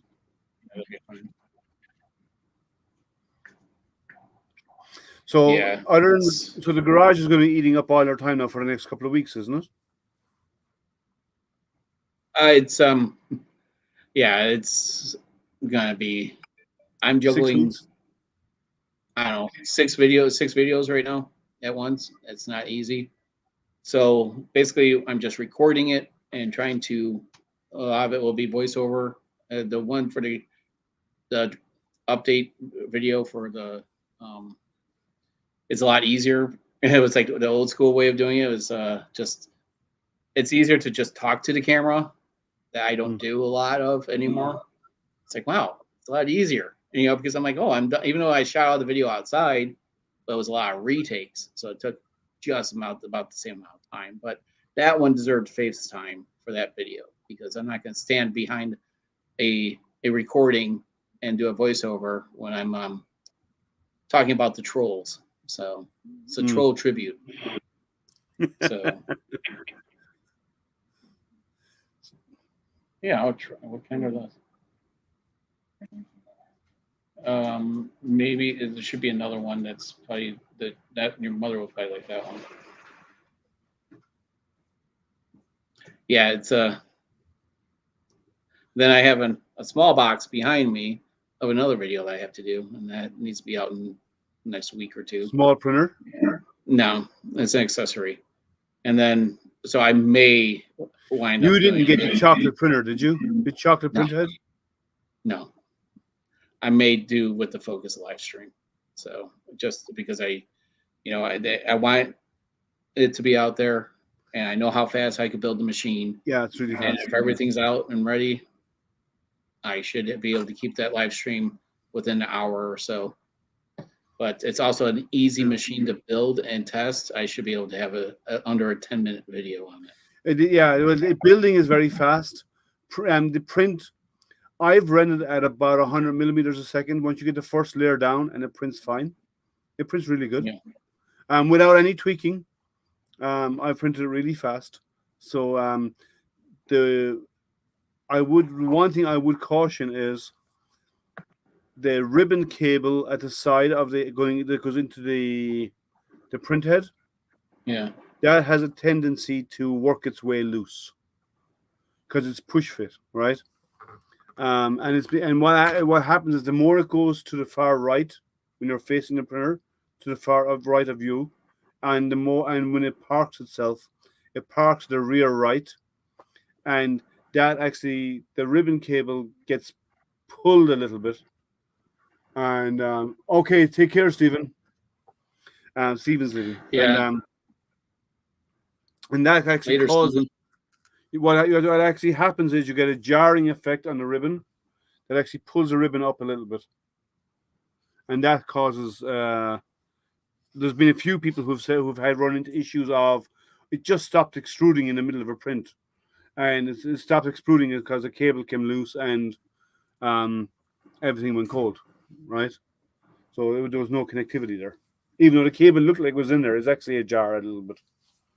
So just for the first few prints, it should be fine, but over time you do get 2 spare ribbons, but just watch it over time, okay?